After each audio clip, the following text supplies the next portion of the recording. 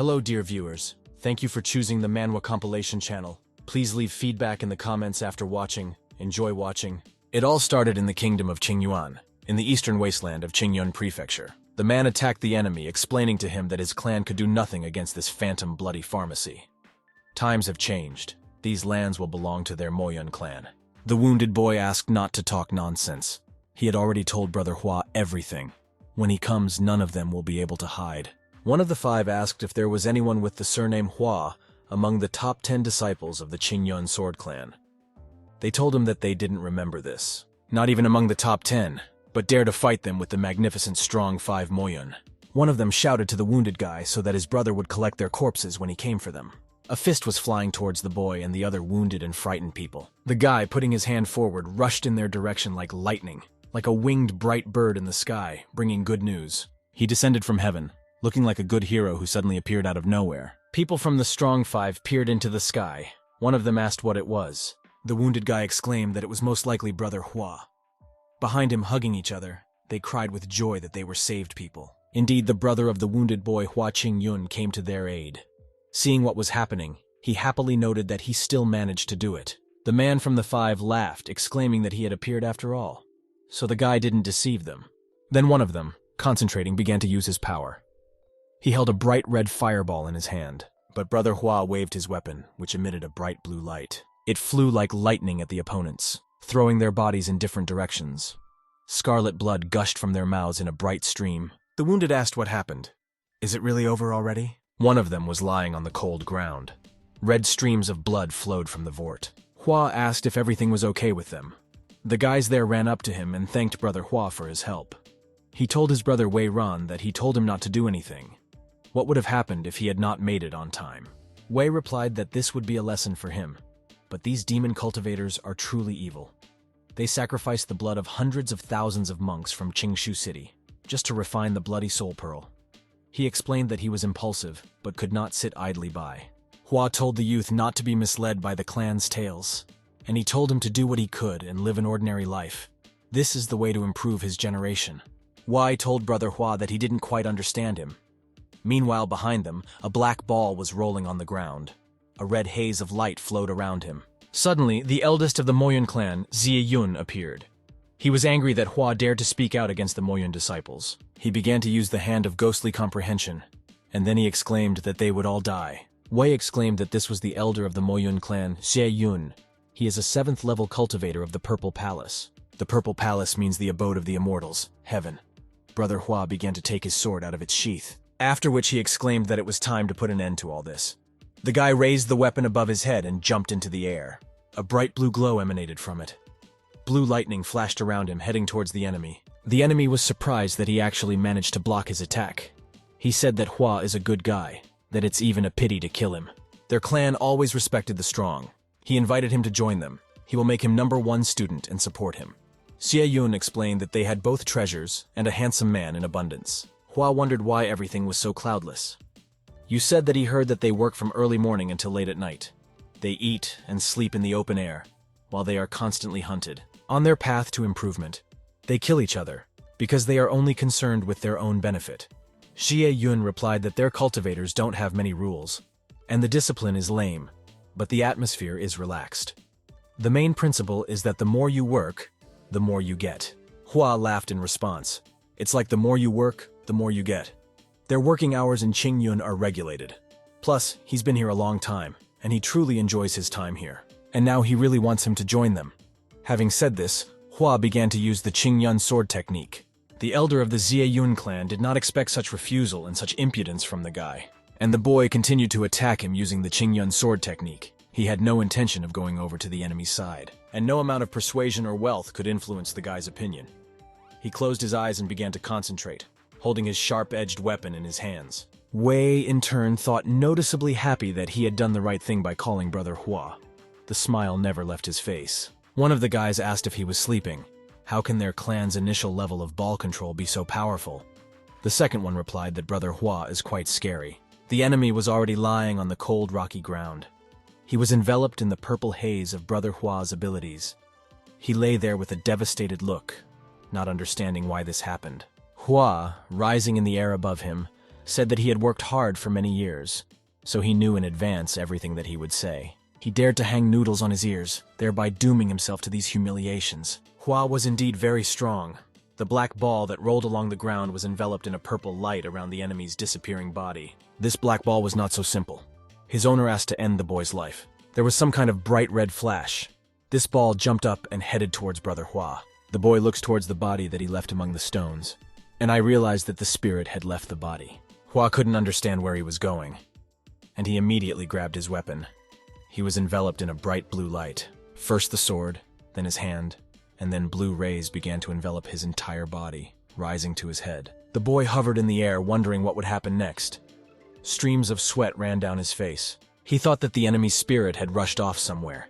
Whether to chase him or leave everything as is, a decision had to be made quickly. Hua still exclaimed that it didn't matter. After all, the main rescue mission has been completed. People are saved, which means they can rush off about their business. Wei was surprised that it was Brother Hua.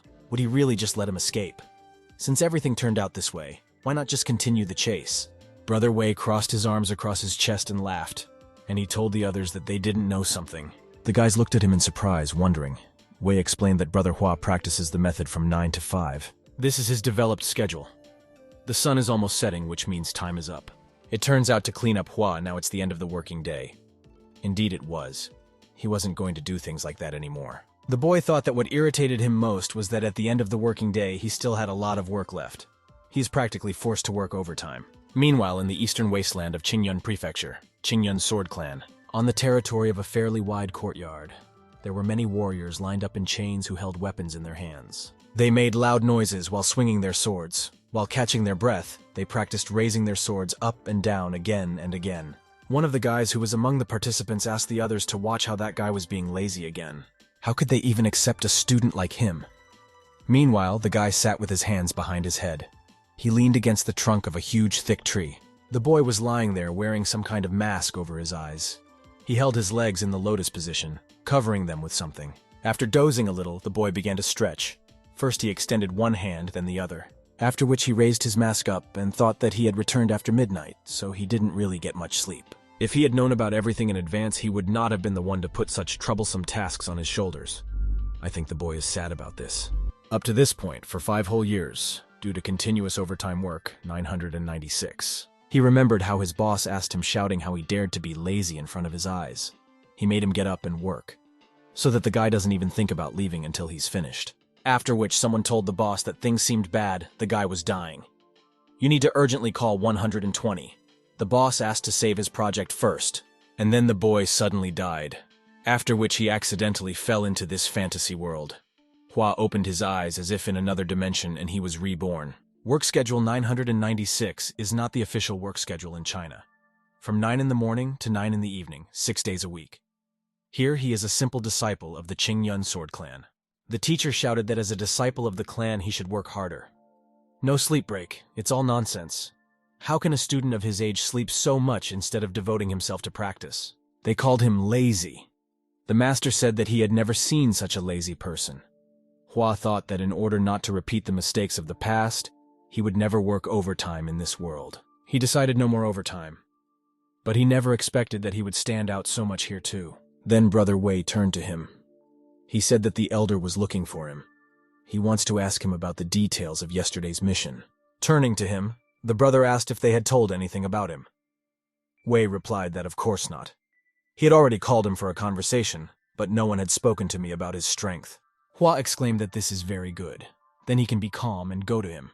He added that next time he has time, he will be taught a few tricks. Brother Wei was very happy about this, and began to thank Brother Hua in advance. As his brother began to disappear into thin air again, Wei waved goodbye to him. Brother Hua, having arrived at the huge room, was already heading to the entrance of the main building, where the elder was waiting for him. In this world, cultivation is divided into 6 stages. From the lowest to the highest go the cultivation of Ki in the realm of spirit, soul formation, as well as the limit of the Palace of Immortals, which means sealing your power. Also the Purple Palace, the ascent to truth. Each of these stages is divided into as many as 9 levels. The boy was already entering the main hall, heading as quickly as possible to the elder who was already waiting for him. Hua, approaching the elder, thought that there was something much more serious. And here in front of him on the throne sat the head of the Ching Yun clan, Wen Jian. the 6th level of ascent to truth. The strongest of the whole world call him the Ching Yun sword god. This was a man with a serious, stern face. He had very bright, pronounced facial features. The boy, approaching the throne of the elder, wished him good morning in his hand. He smiled slightly at the man. The elder looked at him with a menacing, stern look. Asked Xiao Hua not to forget where he is. Hua, in turn, took some kind of box and held it in his hand, exclaiming that the tea he planted ripened a couple of days ago. Here, the strict man turned into a completely different person. Rising from his chair, he asked to give him a try. After all, he had not drunk his tea for so long, and he immediately took the box brought by Hua. The boy smiled and said to himself that who would have thought that the sword god Ching Yun was a tea addict. Hua used his old knowledge of growing succulents and other plants to develop the best variety of tea, which helped him build a good relationship with the elder. But this is a must for any self-respecting employee. Having taken the tea, the elder again cast a stern look at the boy and asked how yesterday's mission went. He heard from some of the returning disciples that he had saved them. Brother Hua replied to the elder that it happened by accident. He explained that he took something from one of the students of another clan, and with her hand open, a black ball lay on it. It was a blood pearl. Hua passed this ball into the elder's hand. He in turn asked Xiao Hua if he knew what it was. Drops of sweat began to run down his face. The man looked at this bloody pearl and thought mysteriously about it. Hua exclaimed angry that he didn't know. He put his hands in front of him in a cross and said that he did not want to hear this, adding that he was not at all interested. Turning his back, the boy exclaimed that if he had nothing else to say, then in this case he would go. He apologized to the elder and said that he wanted to live this life carefree. He asked to leave the trouble to someone else. But heading towards the exit, the elder stopped him. He exclaimed that the elder was speaking to him. Even though he has succeeded in growing tea as a true student, he cannot be so passive. And he asked me to answer the question why last week he took part in sword training for me. Hua replied that he would have to wait an hour until it was his turn. He knows that he has his own principles in training, so he asks him to understand. The elder exclaimed that because he missed this lesson, the masters came to him. Now he was very angry. The elder explained that the masters said to demote him from the students. Hua began to turn to the elder, pausing a little. He asked if the masters really said so. The elder thought that he seemed to express himself too harshly. And then he thought about how he could correct the situation. Then Hua exclaimed that this was wonderful. If he is demoted to an inner disciple, then no one will bother with him anymore. Then again, Brother Hua smiled and turned to the guy. He asked the elder when he would finally demote him. The guy exclaimed that this was a great idea. In the entire history of the clan's existence, there has not been a single thing like this. If he is demoted, it will be tantamount to a slap in the face to his elder. Hua replied that he did not know that something so miraculous would happen. Then a girl called out to them. The elder saw Yuan Shin. The girl exclaimed that tens of thousands of students work day and night to become true students. She asked Brother Hua why he was willing to give up this once-in-a-lifetime opportunity. The girl Yuan Shin approached them. She was the #1 true disciple of the Ching Yun sword clan. Yuan Shin is a true student and a true beauty. Even in her early years, she achieved great success in cultivation, and since then she has been ranked first among the disciples. This strong girl is called the future of the Ching Yun clan. Hua thought that in the meantime, Ching Yun was ranked 55th. What does the latter mean? Brother Hua said, looking at the girl that sister doesn't know. But he has been stuck in the Purple Palace for a long time. She listened to him a little without understanding. Hua went on to explain that this is why he wants to start as an inner disciple. Re-strengthen your spirit. Break through the limit of the Palace of Immortality and become stronger. As they say, repetition is the mother of learning. Yue said that she never thought that he would be so progressive and would think so deeply about ways to improve. This is different from what she heard about him from others. And then, bowing before the boy, she exclaimed that she was wrong. Brother Hua told his sister that she was too kind to him. The elder came up and said that the reason he called the girl was that several masters wanted to make a request to him. Brother Hua immediately became wary and turned his head sharply towards the elder. He moved his eyebrows to his nose and asked what other request. They began to wait to see what the elder would say next, listening to him carefully. Then the elder continued that they wanted him to go with the girl on a mission and turn out to be the best student of hard work. The girl opened her mouth in surprise and widened her very large eyes. Hua froze from such surprise. Shifting his eyebrows to his nose, the boy bulged his eyes and asked if the elder was laughing at him. It was Yuan Shin who, due to her hyperactivity, doomed the entire clan to meet her standards. Brother Hua did not know how to reach the elder, and began to explain that he and she were completely different. How could they work together? The elder exclaimed that she was the best student of their clan. People lined up to her for advice every day, and he had such a wonderful opportunity. Why is he so dissatisfied? Hua said that he was just worried that he was not good enough for this mission and would hinder his sister's improvement. After which the boy turned to the girl and asked if she wanted him to interfere with her improvement. The girl asked her brother not to worry about it. Then, clenching her fists, she exclaimed that they were family. They must support each other and make progress together. The girl explained that Brother Hua could use this opportunity to prove himself and destroy the rumors that others spread about him. Hua wondered if she was trying to scare him. Does she really want him to suffer like she did? Hua bowed before the elder and explained that he was afraid that if he took part in the mission, his tea leaves would be left without his sensitive supervision. He noticed that the elder even invited Sister Yue to take part in this mission, but he does not intend to deviate from his principles. Why should he go with her when he can play the fool here just fine? The elder connected his thumb and index finger and put his hand in front of him. After which the elder promised Ching Yun that if he successfully completed this task, he would give him 3 days off. The boy's eyes immediately lit up and he raised his gaze to look at the elder, and immediately his eyes became twice as large. He repeated this phrase about 3 days off, and then he connected his 2 fists to each other. After which the boy also connected his thumb with his index finger and exclaimed that he would do this for a reward of 3 days off. The boy immediately shook the elder's hand, and he asked him to immediately inform him of the contents and locations of the mission. The guy didn't let go of the elder's hand and said that he, Ching Yun, would go through water, fire, and copper pipes. Another quarter of the day passed. In the training yard, Sister Yue was swinging her sword diligently. A bright blue haze glowed around the sword. Brother Hua came down closer to her in the yard to watch her training, and he exclaimed that Sister Yue was working too hard. The girl in turn put her sword on her shoulder and looked menacingly at the boy. Placing her other hand on her hip, she said that Brother Hua was late.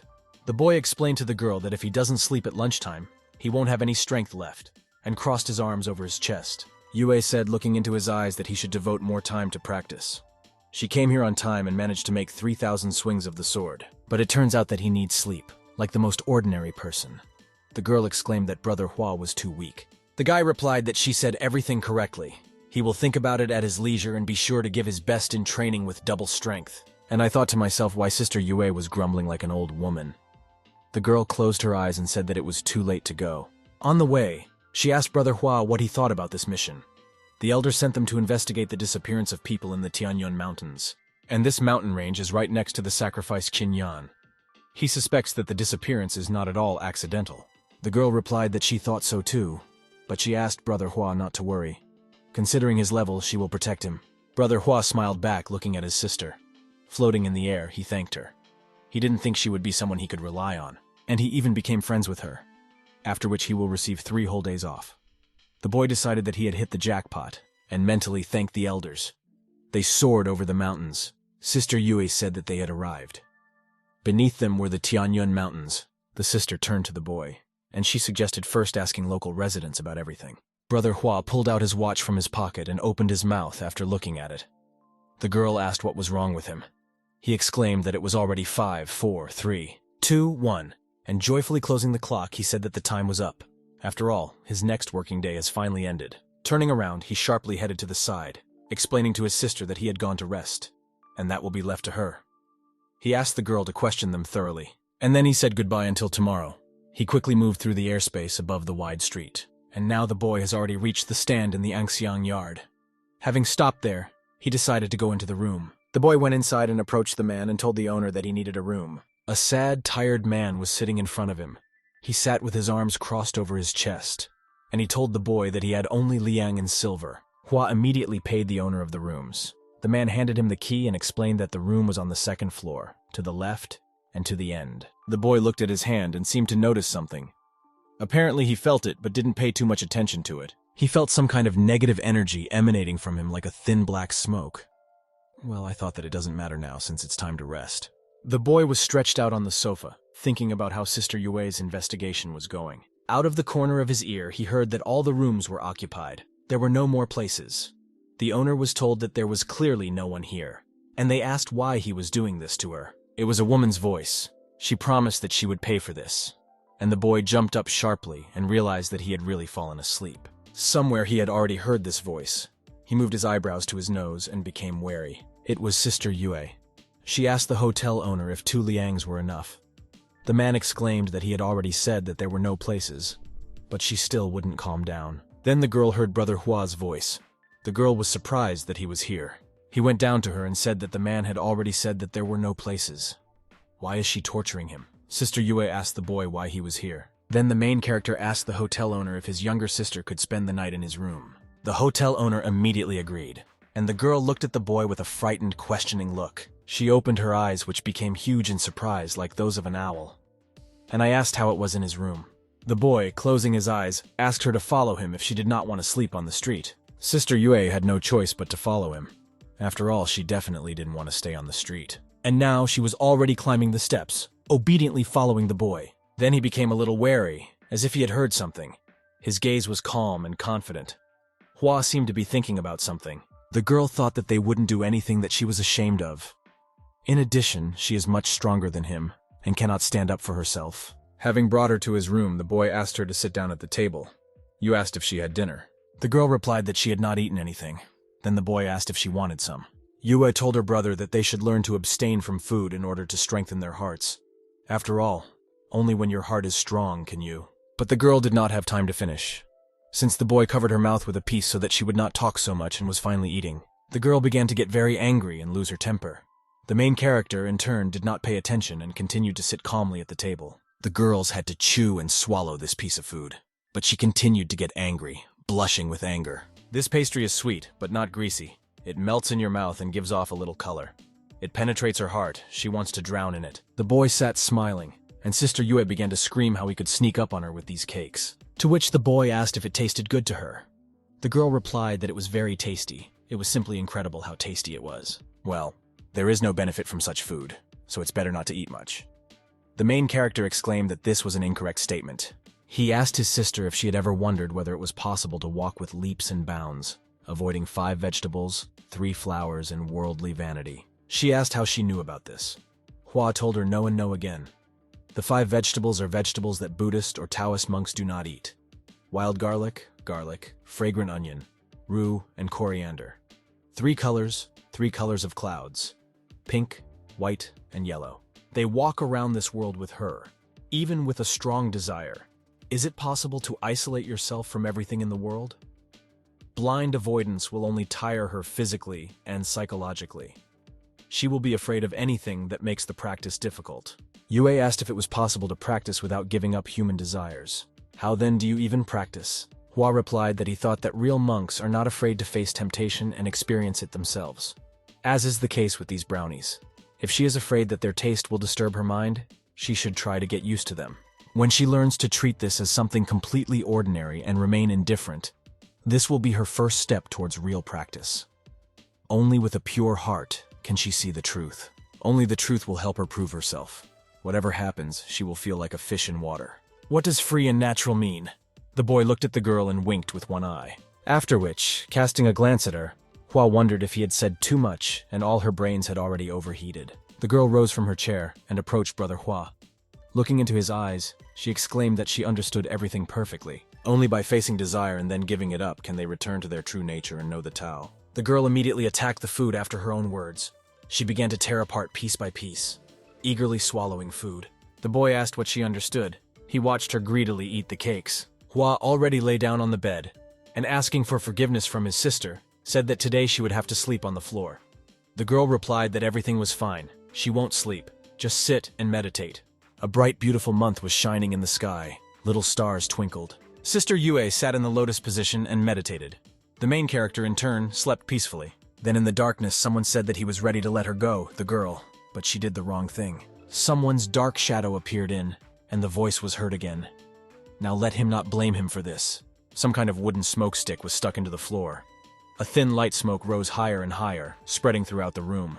The girl continued to meditate with her eyes closed.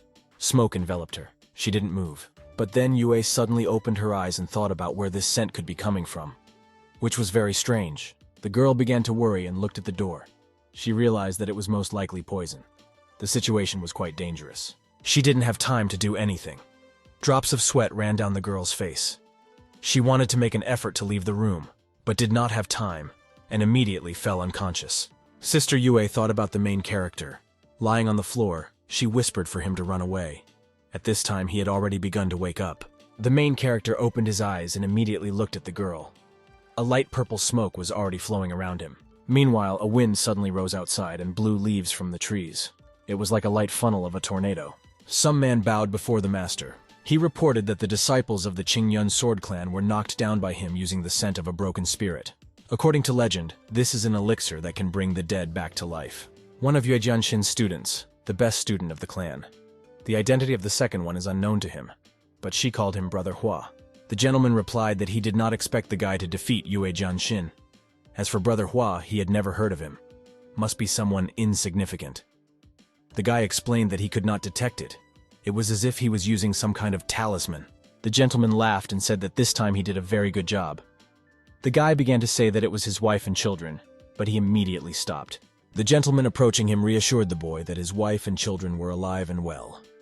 Well, now he will take him to them. The boy, sitting on his knees in front of him, raised his head and immediately thanked this gentleman. He was very excited. Well, the gentleman was not going to show him anything. He began to use his fiery beam power on him. He hit the boy in the heart, and he exclaimed that this was the last victim. He smiled maliciously and said that all this was about to end. After which the master called the third and fourth, calling them by name, and he sent them to go to the inn and capture 2 disciples of the Ching Yun clan. Meanwhile, Sister Yue slowly began to come to her senses. She opened her eyes slightly, and she looked ahead. The main character was sitting next to her. Looking at her, he asked if she had woken up. The girl immediately recognized Brother Hua. Then she jumped up abruptly and did not exclaim that they urgently needed to run. It's very dangerous here. They seemed to be in some kind of shell on the bed in which the boy was sleeping. He, in turn, looked at her very calmly. The girl clenched her fist, a little nervous. She seemed to be wondering what had happened to her. Sister Yue, looking at the main character, could not understand why everything was okay with him. After all, he too should have lost consciousness before her. He explained that when he sleeps, well, unlike her during meditation, he does not use spiritual power, so the aroma of a broken spirit did not affect him at all. But he had to remain still for a long time for the scent to dissipate, and for her to come to her senses. In fact, it is difficult for anyone below the 5th level of the Purple Palace to resist this strong poison. Brother Hua told his sister that her social experience is too little if you go be careful. If only she had gone on the mission herself, the consequences would be catastrophic. Sister Yue immediately thanked her brother for saving her, and she promised to be more careful in the future. The main character prepared tea for the girl, and he asked me to drop this politeness. It's better to drink tea to warm up. The girl bowed down before the main character again thanks to him. Then she reached for a cup of tea. Sister Yue thought that there were rumors that Brother Hua was just an ordinary lazy person and nothing more. But she never expected that he would not only say a few words to her, but also reveal the secrets of cultivation. All this time he was so attentive to everything, even saved her life. The girl thought that he had an excellent character and good appearance. It's just a pity that his level is not so high. Then she abruptly stopped herself, splashing the tea out of her cup. And I wondered what she was thinking about now. Noticing that the girl had spilled her tea a little, the main character asked his sister how she was feeling. The girl coughed a little and thanked Brother Hua again for his concern.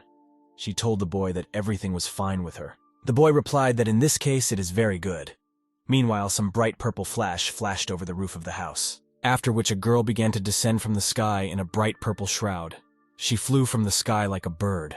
Sister Yue noticed this and started shouting that it was a murderer. But the main character, sitting next to him, was completely calm. They were both in a purple shroud.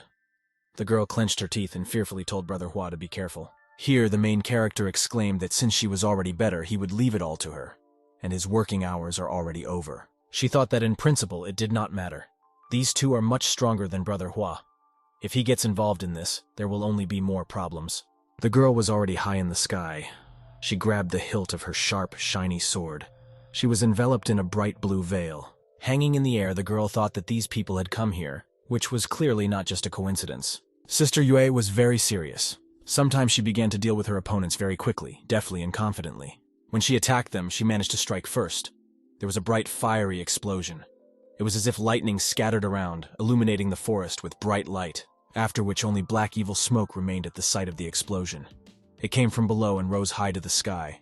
The girl waited for him to disperse, to see who attacked them.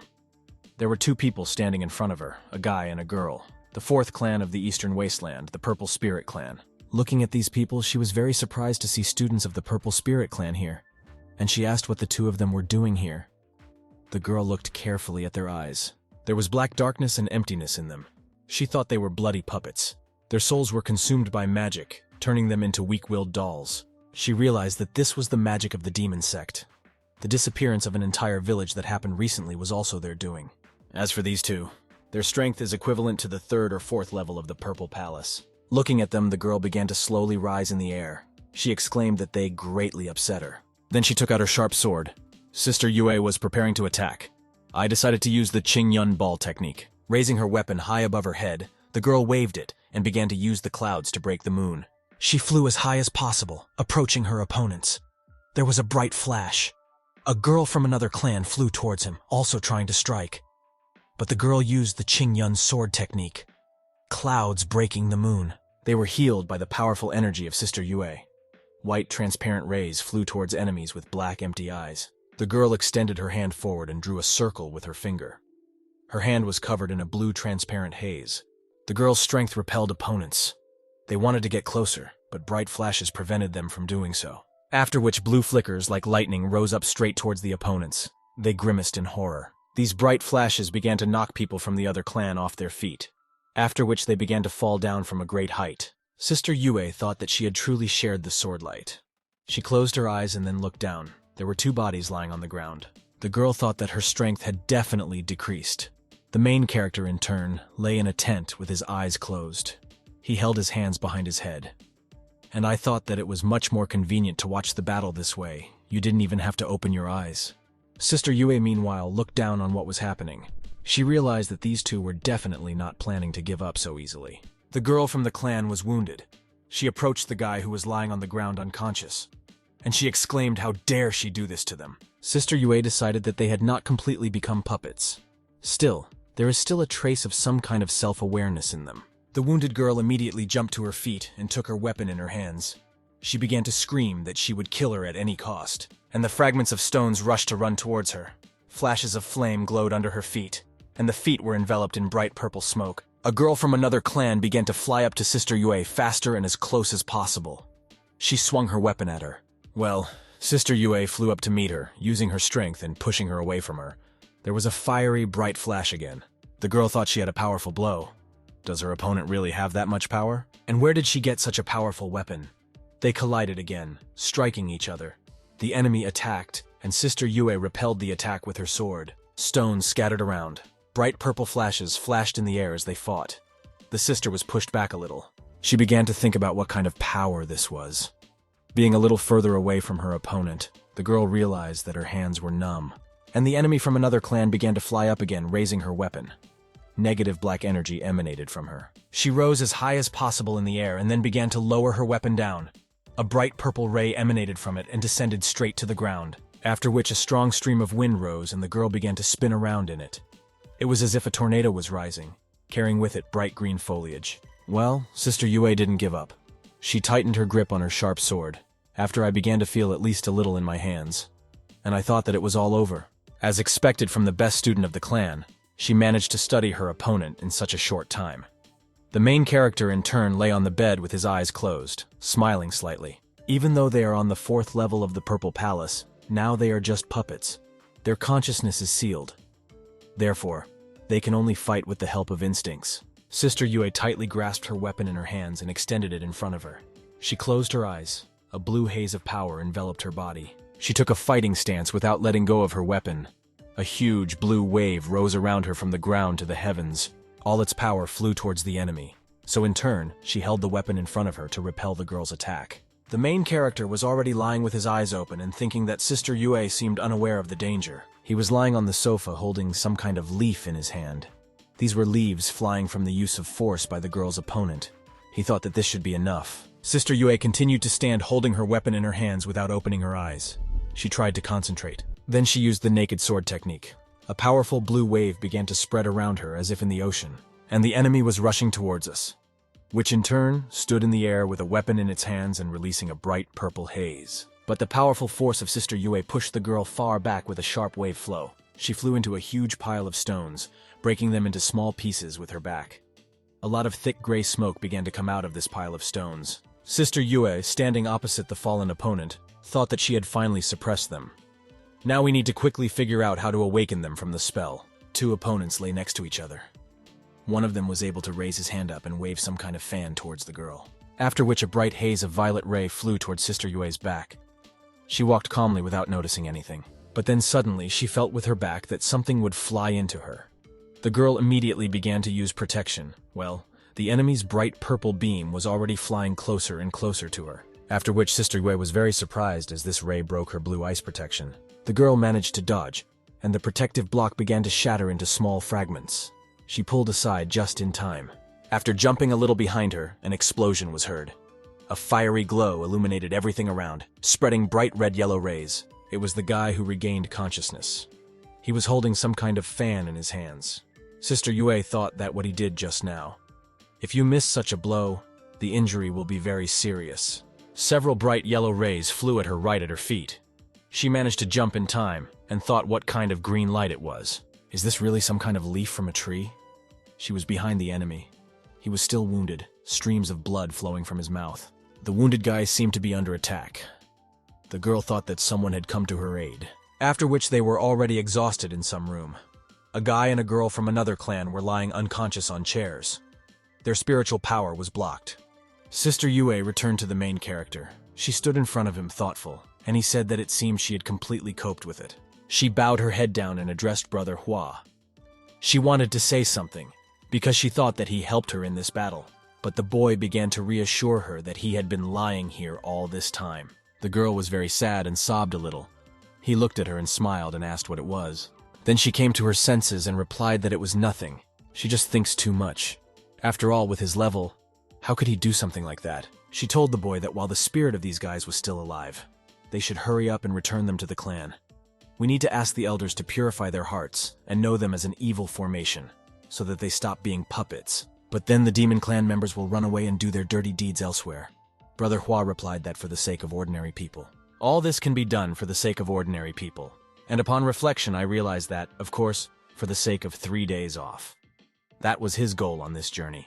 The main character crossed his arms and looked at his opponents and exclaimed that he seemed to be the only one who could do this. His hands began to glow with a blue transparent haze enveloping them.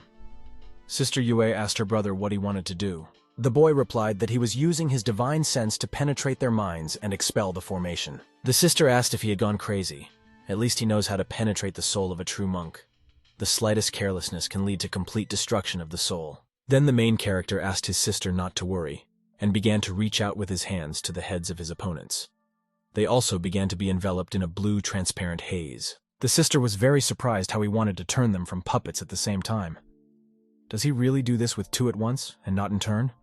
After all, this is very dangerous. Brother Hua said that saving a person is tantamount to putting out a fire. The sooner you do it, the better. The girl exclaimed, "Isn't it all about speed?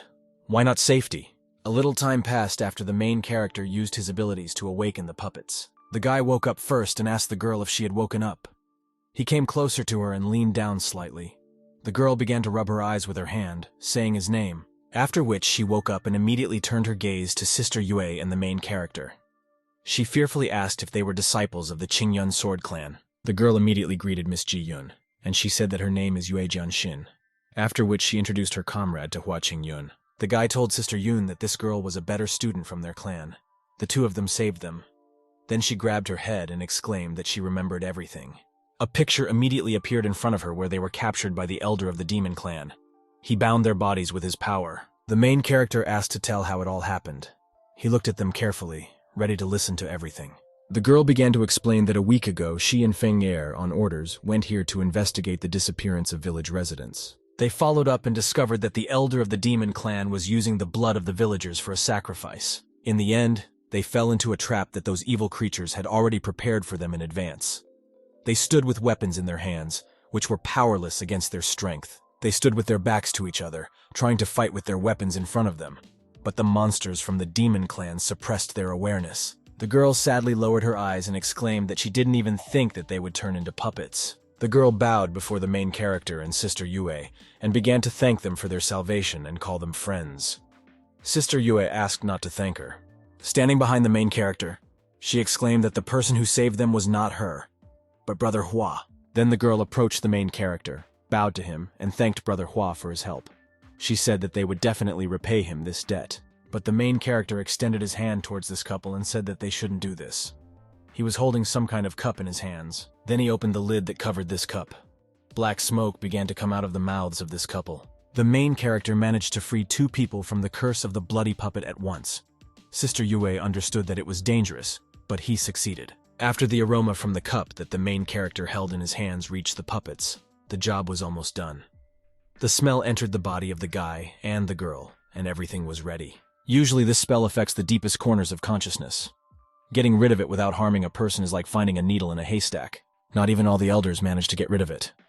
Sister Yue thought about this and asked her brother when he managed to master this technique. Hua explained that earlier he was passing the time in the Sutra Pavilion and accidentally came across a fragment of a scroll of practices for manipulating spiritual thoughts. He found it very interesting, so he studied it.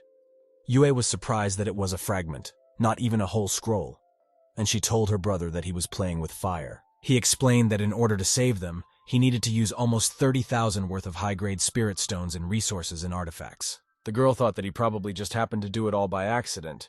Where would he get so much strength? He's not stupid. Then a girl from another clan told Brother Hua that they would definitely make up for everything as soon as they returned to their clan. Sister Wei, behind the main character, was already covered in sweat. She thought that they really agreed to everything. Hua thought that it was now recognized that the heart purification and evil elimination formation, capable of dispelling the blood puppet's spell, required at least 50,000 to me. 30,000 is so out of friendship and to your own detriment. The main character told them not to rush. Their clans are friends with each other, so it is their duty to help them. Looking at the guy and the girl, Brother Hua asked if they could remember the details of how they were captured. The girl began to say that his name is Mo Xuan. His combat power is not very great. She could have dealt with him on her own. But he is very good at using formations and various poisons, which is why they fell into his trap. That's how it was. Brother Hua said that he had a special elixir that could make them immune to poison for 3 hours, and he asked if they were sure that they could cope with it. The girl exclaimed that if she were immune to the poisonous incense, she would beat him to death in a matter of minutes. After which the girl fell silent a little and thought. She blushed slightly, but still decided to ask the main character. Straightening her hair back, she asked why there were 3 of them. Why shouldn't the main character go with them? The boy, looking down, said that in fact, he needed too much spiritual power to save them. Holding his head, he continued to say that he was afraid he would have to sleep in order to recover. The girl and the guy immediately became sad, feeling sorry for him. Ching Yun exclaimed that they were so blind that they couldn't even see his hard work. They began to feel sorry for him, advising him to really take a good rest, and they asked that everything be provided to them. The boy exclaimed that in this case he was counting on them. Sister Yue, listen to his stories. I lowered my gaze. And now it was night outside. The bright month was shining with all its might. I light the way for 3 travelers. Although in their flight, they could, in turn, light the way for anyone. Ching Yun was holding some kind of transparent ball in her hand. She asked if this was really the magic elixir that Brother Hua was talking about. Sister Yue, listening to them, exclaimed that they should believe the main character, pushing them to quickly take advantage of this elixir. And so all 3 of them simultaneously took a ball each and sent them into their mouths. Ching Yun said that this elixir melts in the mouth, no different from ordinary pills. Feng'er said that it wasn't that he didn't trust him, but his cultivation level. No one really knew how strong the main character was, because he skillfully kept everything secret. The bright month continued to illuminate everything around. While the guy and the girl walked forward, Sister Yue grabbed her sword and asked them to wait a little, because there was something unclean here. She explained this by saying that it seemed to her as if there was not a single living soul here. Ching Yun immediately turned around listening to her sister. She immediately pulled out her weapon, keeping it ready. The girl thought what would come of this, and was on her guard. Then some small red leaves appeared around them like eyes. Someone exclaimed that it turns out they were on his territory. Sister Yue and the others immediately became wary. Everyone prepared their weapons, trying to react as quickly as possible in case of danger. The red leaves turned into many red eyes. They were everywhere, peeking out from the darkness, from the dark green bushes. Sister Yue tried to assess the situation as quickly as possible. She asked where this swamp came from here in the first place. It seems to them that this is part of the dead creatures that were dealt with here. They exclaimed at once how terrible this was. Yue stopped for a second and very emotionally asked if they had seen the person who had just spoken to them. Then someone's shadow appeared behind them, and someone again asked if they were looking for him. Everyone immediately froze in horror. Behind them was a creepy man. He clenched his teeth and began to look at them with bloody eyes, those who watched them from the dark night bushes. This man had long hair braided. He was a young guy with some kind of demonic, creepy eyes. People from the clan immediately began to worry. Ching Yun exclaimed that it was them. Having already experienced such horror once, the girl began to worry very much. She was seriously scared. This guy, looking at them, asked how they managed to get rid of his curse so quickly. Looking at the best student of the Yue Ball clan, he said that it seemed to him that she had some secret treasures. And he asked why there are 3 of them now. Was one of them really scared when he found out that he was behind this? Ching Yun took her weapon stronger and rushed towards the enemy.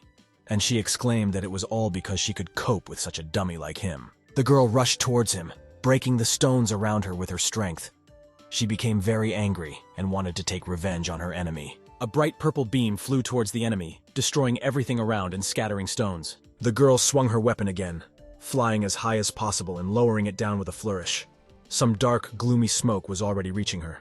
The guy standing opposite her, also with a weapon in his hands, laughed and said that she had already lost having fallen for his trick. Then someone from behind him asked him to close his mouth, explaining that he is no longer a tenant. A purple shadow flashed behind the man. Feng Er directed a bright purple beam towards the enemy. Sparks lit up from his bladed weapon. It was a stream of lightning rushing straight towards the enemy. He moved closer and closer to the man. The guy in turn smiled and said that even though they were the best students of their clans, they were still fools. Baring his teeth in an evil smile, he asked if they liked the smell. A black haze was already spreading throughout the area, enveloping young people. Ching Yun immediately exclaimed that it was poison. He and the boy were very scared. Sweat ran down their faces. Then some kind of brightly glowing blue beam began to fly towards the enemy. He flew towards him in a semicircle, but the black veil of toxic smoke seemed to become a wall in front of this blue deadly ray. There was a yellow flash like an explosion. The boy coughed and raised his head up. This stream of force was incredibly powerful and confused the enemy. Blue rays swirled around him and beat him to the ground. The bright light mixed with its poisonous haze as if good collided with evil. Another stream of incredible force hit the stone, breaking it into pieces. A bright yellow-red glow spread around. Then thick white smoke appeared. The stones fell to the ground, breaking into pieces. The 3 of the clan were still in the air. They looked down at the hole that their non-enemy had made with his body. Gray thin smoke came from there and stones lay scattered around. Sister Yue, looking at this hole from which a thin, transparent smoke emanated, thought that they had missed something. Her look immediately changed. She became very excited and anxious. The girl realized that this was not just smoke, but poisonous incense. This man is truly not simple. He had some tricks of his own. The man grinned at them. It seemed to resume, as if it had been reborn and rose straight into the air above the guys' heads. A black stench emanated from him. The man exclaimed that all this was useless, and I should run away from his poison. He laughed evilly, looking in their direction. He smiled maliciously, looking at them with red fiery eyes. The man said that it only takes 10 breaths and they are all his. He watched them, waiting for them to fall to the ground. But the guys stood at my feet and nothing happened to them. The man realized that something was wrong here. Looking more closely, he saw that the second girl had disappeared somewhere. Where could she have gone? The man peered, but he didn't notice her. The girl was already behind him, waving her weapon. She picked it up, and she hit him with all her might, radiating her abilities. The male demon immediately screamed in surprise. It was a very powerful and strong blow, so much so that blood gushed out of his mouth, splashing around. It was like a new explosion of red-yellow light. Bright lightning rose from the ground to the sky, scattering around the enemy. The boy with the fan also allowed his abilities to come out. He ran up and waved his fan, sending many purple lightning bolts towards the enemy. Everything around me shone with different blue and purple lightning. They did not stop attacking the enemy, destroying stones around them. The enemy found himself in the very center of rallying their strength. He was shrouded in multicolored lightning that struck his essence from all sides, after which the man began to disappear again, turning into thin, light smoke. Clouds of dust mixed with poison swirled around. Dust enveloped everything around. A trickle of scarlet-red blood could be seen among the stones, flowing directly into the cracks left after the explosion. The man with red eyes coughed very hard. Having made a new hole in the stones with his body, he began to barely climb out of there. A thin stream of scarlet-red blood also flowed from his head. The enemy tried to see where his enemies were.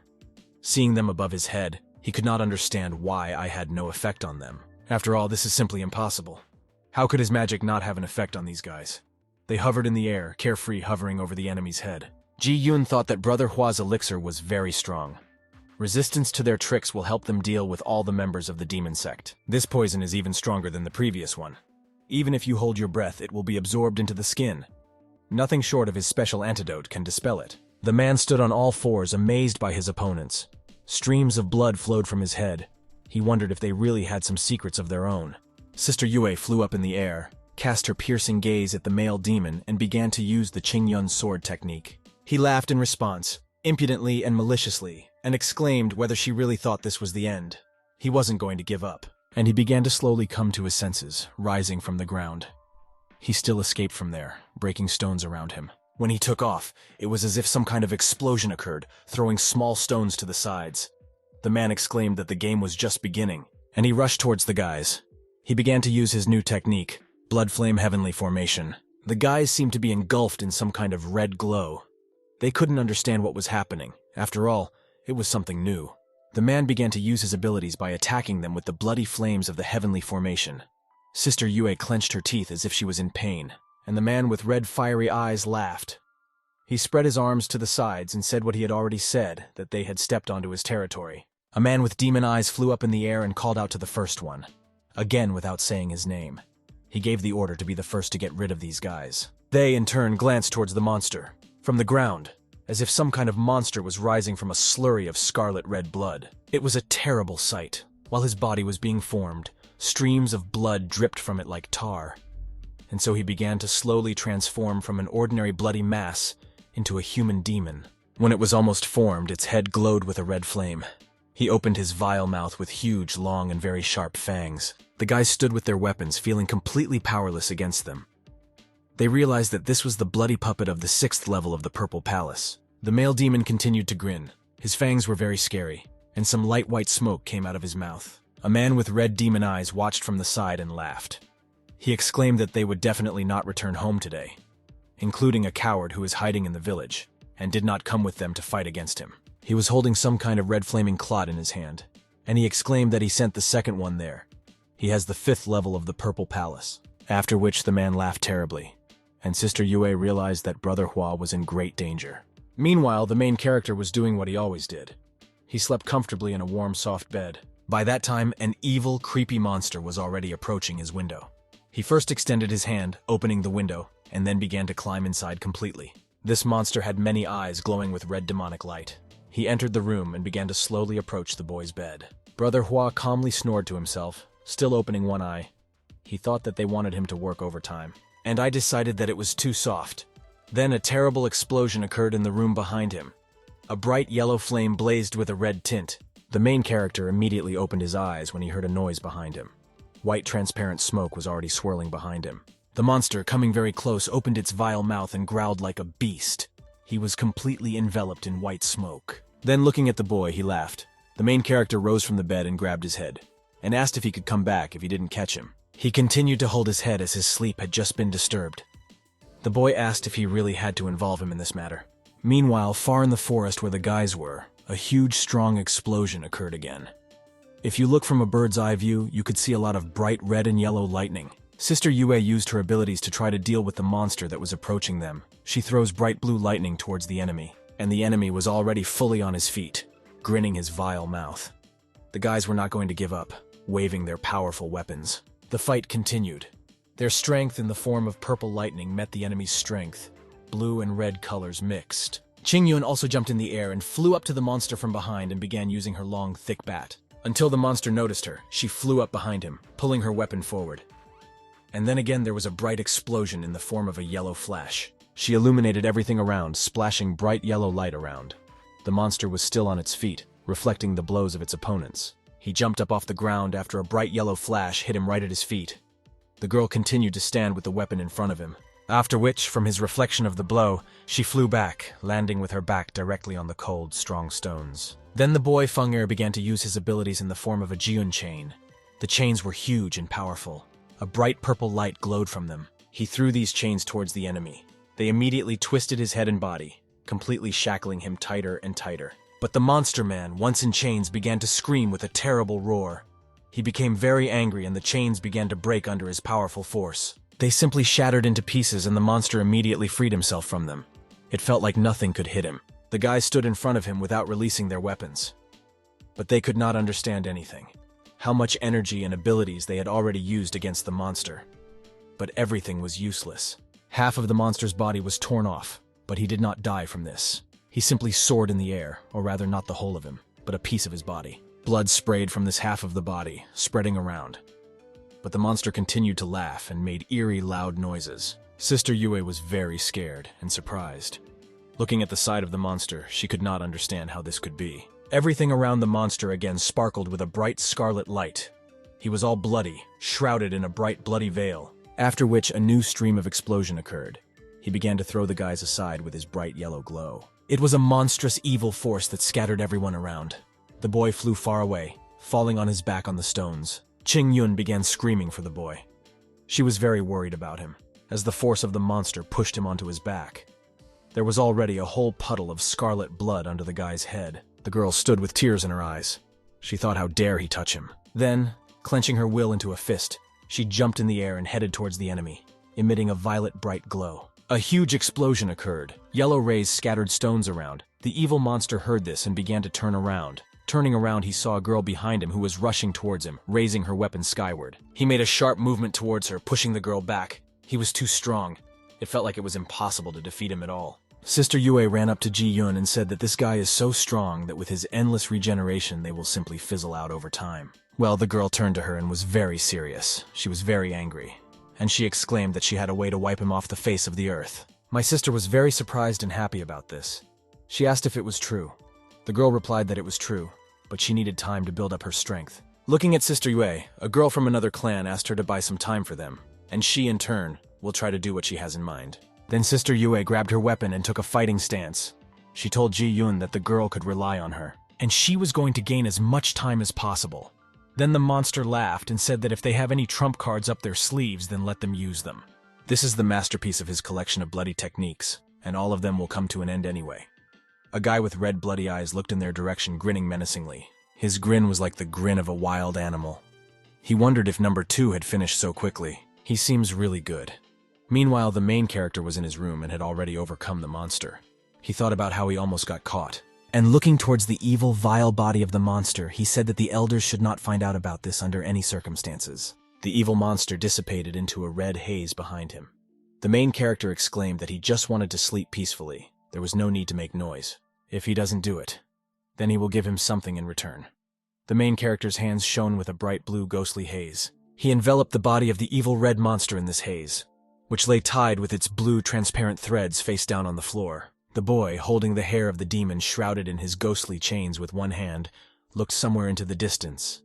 The sun was already rising, bright blood red. He continued to hold the demon bound by his power with his other hand, pointing somewhere up into the sky. The monster, with streams of blood flowing from its mouth and tears from its eyes, still grinned sarcastically, even though he couldn't even move. The main character, peering into the distance, threw this monster as far as possible and asked him to get out of here as quickly as possible. He flew somewhere very far, flying over thick, huge green trees and flying somewhere into the mountains. After the guy sent this evil monster flying, he grabbed his head, and he thought that he had a little more time to rest. Since his room was a bit broken down, the main character decided to see if there were any free rooms.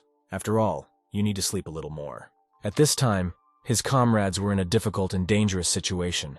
They tried to overcome a terrible bloody monster, whose huge bloody fist was already flying towards Sister Yue. But she put her weapon forward, parrying his blow. A bright flash flashed. The girl stuck her sword straight into the ground, trying to push away the monster's strongest blow. She carved a whole stripe in the stone ground with her weapon. The enemy had such a powerful force that it pushed her so far back. The girl fell to one knee with her other hand holding onto the stone. She sighed heavily, bringing her weapon in front of her. She couldn't understand why this bloody puppet was getting stronger and stronger. After all, they used so much strength and energy to kill her. The guy with bloody eyes, watching from the side, told Sister Yue that since she was still holding on, it was not for nothing that she was called the best student of the Ching Yun sword clan. He promised the girl that all this would end soon, and bearing his mouth with powerful huge fangs, he sent the first one again to attack his opponents. The girl shackled this monster with streams of her power. He was engulfed in red-yellow flames, but still did not give up and was very strong. She in turn asked everyone for forgiveness and thought that she was really afraid of him. After all, no matter what, he began to approach them again. The guy with the bloody demonic eyes continued to watch from the side. A bright yellow flash flashed in the sky above him. Some strange weapon flew towards him. It was in the form of a curved red arrow with white lightning flickering around it. The guy with red eyes wondered what else this was. It circled in the air, descended from the sky in the form of a powerful flash, and came closer and closer. After which there was a powerful explosion. The weapon smashed everything around. The stones shattered into small fragments. Nobody expected this. Sister Yue was already dripping with blood of the same variety as the others, even the guy with red eyes. After this huge explosion, Bloody Puppet number 2 was completely buried in the ground, with only 2 sticking out. Bloody Puppet number 1 was also completely destroyed. Only pieces of the body were lying around. The man with demonic eyes opened his mouth with sharp, long fangs and exclaimed, "How is this even possible?" His monsters were amazed, and they could no longer move. Sister Yue raised her gaze to the heavens and realized that everything was fine with Brother Hua. The girl immediately felt that it was his doing. The girl's comrades thought that one of the elders had come to the rescue. They raised their gaze to the sky. The main character wondered if the elder of the clans was part of here. After all, this is a problem for him, and he decided that he should hurry. At this time, the demon with red eyes began to control his puppets again.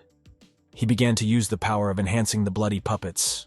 One of them has already risen into the air, reassembling itself in parts. He slowly climbed up, heading towards Sister Yue. She looked towards the monsters and was very scared. The girl thought, what else was this? After all, the monsters had already been defeated and seemed to have risen again. Ching Yun finally appeared here. She apologized to her sister, explaining that the girl was most likely already waiting for her. She was very serious. The girl's eyes glowed with purple light. She seemed to be emitting lightning, glowing with a bright lilac glow. The demon with red eyes was very surprised when he saw this girl. He noticed the 4th level of the purple palace and exclaimed how she could resist him, after which she began to use the purple shadow technique and attack one of the bloody puppets. Their blows met. There was a huge flash of purple light. It spread like lightning throughout the area, emitting a glow that seemed to envelop the entire planet. At this time, the main character was already lying in his bed and watching this flash through the broken wall, after which the boy had already woken up and was sitting on the bed holding his head with his hand. Apparently, he had a very bad headache. The boy finally got out of his bed and headed to the window. He opened the window and breathed in fresh air. But he did not have time to breathe in the fresh air because some kind of explosion occurred not so far in front of him, illuminating everything around him. Hua thought that today was some kind of explosive day. He put his head on his hand and began to think about the fact that Sister Yue and everyone else fought all night long. But this elder is really not that simple. The boy stood near the window thinking about all this. After all, he also took part in the events taking place. He took his favorite watch out of his pocket, and he immediately opened them and looked at what the arrows showed there. While the boy looked at the time, where his comrades were, after a strong explosion, a light transparent smoke appeared. This smoke stretched upward like a light white veil, slowly dissolving and disappearing. The blue sky was already visible through it. At the site of the explosion, there was a huge black hole. The guys came as close to this place as possible. Ching Yun saw the remains of the bloody puppet. There were only a couple of red spots left that rose into the air like drops of blood. The girl immediately fell to her knees as she was exhausted by this difficult, endless battle. She sighed heavily, looking ahead. Behind her was Sister Yue. She turned to the girl, noticing that it was indeed very powerful. After such a difficult struggle, only white clouds and light purple smoke hovered around. Ching Yun looked at Sister Yue and immediately smiled. She said it was their secret technique. The accumulated strength is released in one breath. And she continued to explain that the lack of technology is also obvious. Too much energy is wasted, which is very wasteful. A boy came up to her and helped her to her feet. The girl exclaimed that this time they succeeded only thanks to Sister Yue. Sister Yue immediately became modest and said that she was just doing her job. There was still a trickle of blood on the girl's lips. They all looked at the sky together. The demon with red eyes called them 3 freaks. He looked at them from above while in a bright red haze. Ching Yun, looking at him with one eye because she was powerless and could not even open her second eye, noticed that the only thing left to deal with was him. The man with red eyes hung in the air and said that they had practically destroyed number 1, which he had spent several decades creating. Ching Yun clenched her weapon as tightly as possible in her hands again, but she had no strength left at all. The guy asked her not to do this. After all, her spiritual power is almost exhausted. Then Sister Yue put it in a fighting stance and asked that it be given to her. She was also injured but not so weak. The girl was serious. She gathered all her will into a fist and clenched her weapon tighter. She was completely covered in blue lightning, enveloped in a bright glow. Her sword also glowed with a blue glow, emitting bright light rays. The demon in turn exclaimed that today their trinity will be buried here. And so he hovered in the air and began to approach the girl. Stretching out your vile, bloody hands forward. She rushed to meet him, shrouded in a bright blue haze. The girl began to use the Ching Yun sword technique. Everything lit up with a bright blue glow. Many lightning bolts flew towards the enemy, mixing with his blood-red power. It was an incredible sight. There was a bright flash. It was the light coming from the girl's weapon. He was caught in the bloody flow of the enemy's force. The girl continued to stand with her eyes closed, radiating enormous strength and energy. She seemed to be meditating. And everything in the world fell silent. Bright rays of blue light mixed with a red glow. Sister Yue seemed to be gaining some new strength, after which she opened her eyes, which glowed with a yellow light like a snake's. Even her pupil looked different. The demon with red eyes noticed that she was really strong. The girl's strength slowly amazed the man. He bared his fanged mouth. Its rays enveloped his arms and body and hit his head. But he began to direct his power at her, being sure that she would definitely not be able to cope with this. When its bloody rays reached her, the girl coughed. She never gave up and was ready for the next attack. Monster Guy was in the sky. Beneath him, his red and white power was concentrated. It was like his protection, which enveloped everything around as if it were an egg. It really looked like a huge egg, which, under the influence of the girl's force, began to crack. The guy exclaimed that she was aiming at the previously made hole. Looking at her already broken defense, the video of the cracking of a huge red egg, the demon exclaimed that she did not expect that she would have enough strength for such a thing. Scarlet streams of blood sprayed from his mouth. He clenched his teeth and looked straight ahead. The guy raised 2 fingers up. He wanted to use his abilities again. Even when wounded, he continued to grin sarcastically. A light red haze emanated from it. That huge red egg was no longer there. There were only fragments scattering around. His defenses were broken, but the demon began to cast a spell while holding some kind of red fireball in his hand. There were some signs inside it in the form of a pentagram. The guy with red eyes continued to grin and do some magic. The girl looked at his movement and realized that he was doing something wrong. She decided that things were bad. He wants to use a secret technique, after which fiery flashes appeared on her back. They walked along the entire trajectory, touching it. Feeling this, she could not understand what was happening. The girl thought about it, and decided that he had imprinted acupuncture points to release spiritual energy.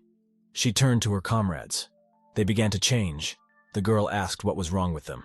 Some kind of red veil touched them, after which their eyes glowed with black light. The demon laughed. He said that his blood puppet technique could not be dispelled so easily. The man with demon eyes named her comrades numbers 3 and 4. He gave them the command to grab the girl. Her comrades moved very strangely, as if under a spell. The demon flies closer to her and said that even though she is so talented, but in front of him she is like a small child. He was already flying closer and closer to her, enveloping her in red threads and drops. The demon exclaimed that she would become his first victim, after which a red ball appeared in his hands and she became huge, as if with fiery fingers. The man exclaimed that her blood would be a wonderful offering. Sister Yue mentally asked the elder for forgiveness and said that his best student was defeated by the devil spawn. The girl closed her eyes and began to cry. Mentally, she apologized to the main character and said that she was very careless. A loud, vile, demonic laugh rang out. His power in the form of red rays was already approaching the girl's body. She could no longer do anything since the man was much stronger than her. Then someone asked the demon to stop and let her go. The main character appeared above the demon's head. Sister Yue opened her eyes when she saw him and was very surprised. Did Brother Hua really decide to come to her aid? Streams of blood were already flowing from the demon's mouth as he too was wounded. The man with bloody eyes wondered where he came from here. Perhaps he is the same elder who killed number 2. The main character closed his eyes, wrapping himself in a blue, transparent haze. He asked not to look back. He was introduced and came here alone. His sister asked him to run away quickly. After all, he cannot defeat this monster. And the demon had already bared his teeth and cast a contemptuous glance at the boy. He was very happy that the guy came alone, and he said that if he came alone, then he would start with him. Looking up, the demon began to release red bloody lightning from itself like tongues. They climbed up little by little, approaching the boy. The main character opened his palm and tried to use the destruction technique. There was a bright yellow flash. The two forces mixed again. Violet lightning shattered the demon's red defense. His shell of protection was already shattering into small pieces, like an egg that has cracked and the shell has begun to fall off. The bloody demon was very surprised. I don't understand how this can happen. Now not only was a trickle of blood flowing from his mouth, scarlet blood was also flowing down his hands. He wanted to order something to number 3, but the girl covered her eyes with her hand and began to use force in his direction. He couldn't understand how this was possible. The blood puppet pharmacy reactivated by him is several times stronger than normal. No matter how powerful he is, it cannot be dispelled so quickly. The demon asked me to talk nonsense and look in his direction. He ordered number 4 the same, but they all clutched their weapons as tightly as possible. And so the demon with red fiery eyes was wrapped in thick violet chains. A bright lilac glow flashed in the sky. The demon clenched his vile teeth. The chain chained him tighter and tighter. The guys asked him to come down to earth and not be so confident in himself. After which, there was another bright flash and a huge hole appeared in the rocky soil. Light gray smoke came out of it. The guys approached there, looking down. Sister Yue flew closer to the main character, and she looked at him as if with guilty eyes. He looked carefully into her eyes in response and asked what was happening here. After all, it was a very fierce battle and too dangerous. Just a little more and it would all end in tears. Ching Yun, standing opposite the boy, asked what exactly he did. The main character stood calmly in front of them. I answered my comrades by opening my palm that this was just a little trick. He extracted the bloody demon seed from them. He cleansed their bodies of these seeds to return them to their previous appearance. The demon seeds seemed to begin to grow in their bodies. He discovered that his rhizome had affected their souls. These roots began to grow, and the boy was able to skillfully pull them out of the bodies of his comrades. But he was unable to completely pull out these roots. He was afraid of damaging them, and therefore extracted only the seed. These bloody demonic roots enveloped the boys' bodies. They seemed to dig into their victims, spreading all over their bodies. The protagonist went on to explain that this meant that they could still be manipulated at any time. Therefore, he left several threads of the sword in their minds. With one movement of his hand, he seemed to scatter the blue bright swords. As soon as the elder of the demon clan tries to activate the seed again, the threads will stop his attempt. At a critical moment, this can turn the tide of the battle. Sister Ching Yun and the boy whom the main character saved bowed to him and said that they understood everything. They exclaimed that they admired fellow Taoist. Sister Yue asked the main character why he didn't tell her. After all, if the plan had failed, what would have happened then? The boy answered his sister that she had everything, and that's what happened. But tears shone in the girl's eyes. She became sad, thinking that in principle she was powerless in this situation.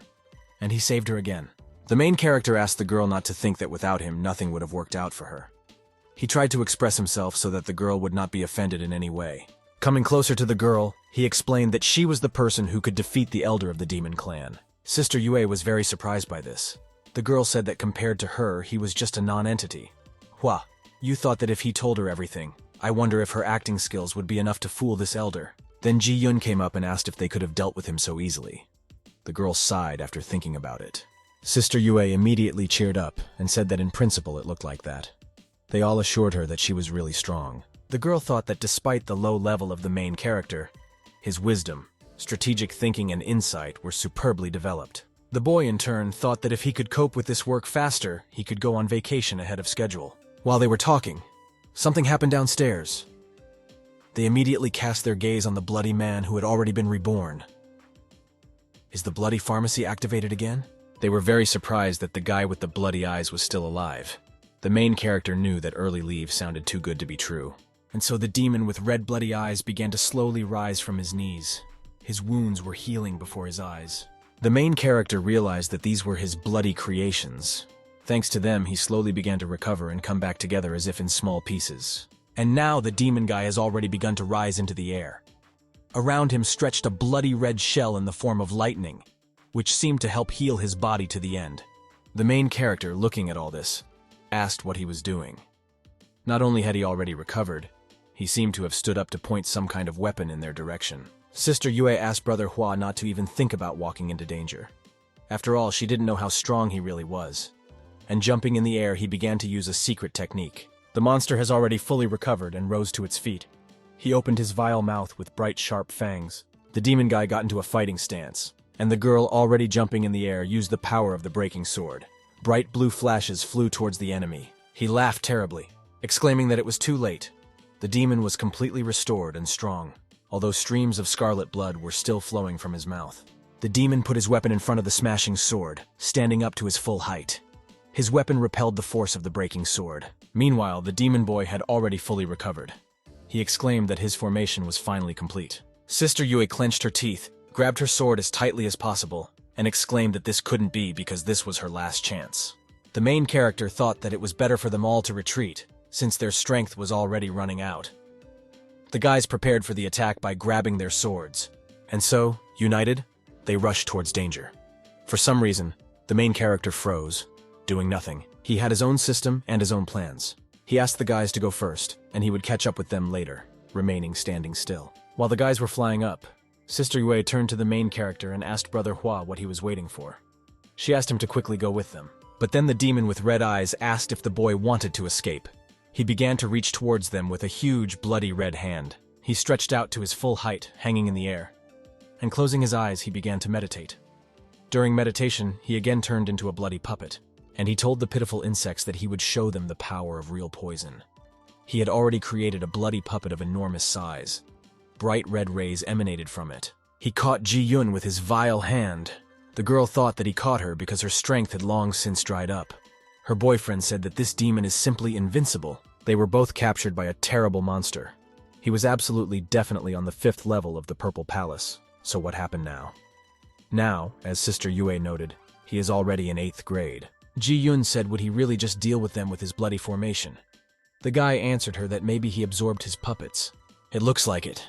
The guy with bloody eyes said that number 1 and number 2 were the best in his collection. He thought that they could defeat them. The girl in captivity said that even if number 1 is much stronger than them, they could handle the second one. Now these 3 are one. The guy with bloody eyes exclaimed, laughing, that he was also a victim. He did not let go of his weapon while holding 2 guys captive. He explained that he was forcibly raised into a bloodthirsty soldier. After which, stretching out to his full height, he pointed the peak of his weapon straight into the sky. Bright rays of yellow-red light poured out of it. Ching Yun was very surprised how he was raised into a soldier. Her eyes widened, and she tried to understand everything. The main character was also captured by an evil monster. He started counting out loud, backwards, 5, 4. Sister Yue asked her brother what he was doing. It is written in ancient books that demon warriors first appeared 10,000 years ago. Countless decent people were beheaded, and most of the land began to belong to the demon clan. It was only when the 5 clans united to resist them that they were able to defeat the demon clan's troops and put an end to this disaster. The demon laughed and said that the guy had witnessed many things. He saw bloodshed, souls taken by force. All this helped shape warriors like him. At this time, the main character continued the countdown. The demon exclaimed that today they had the honor of becoming an offering for his bloody formation. While he was saying this, the main character was planning something, so I was counting down the time. The demon looked in his direction and froze slightly in thought. He wondered what that sound was. It turns out that the main character was keeping track of time and now realized that he would have to work overtime. The demon couldn't understand what he meant. His bloody eyes looked straight at the boy. He asked what he was talking about, after which some crazy force flew towards the monster. Scarlet blood sprayed from his vile mouth. The main character was completely shrouded in bright blue. He explained to the demon with bloody eyes that his hour of death had come, and he directed all his strength towards the enemy. Sister Yue flew up to Brother Hua and asked if this technique was his work. The boy looked in her direction and asked her to leave quickly. He asked her to leave the rest to him. Well, my sister was very surprised, not understanding what was happening. After all, she knew that the boy was of a very low level in strength. Hua told his sister that they should get out of here as soon as possible and protect the village. Then Sister Yue, with tears in her eyes, asked the main character which of the elders defeated puppet number 2. She asked to call him soon, explaining that they can't cope on their own.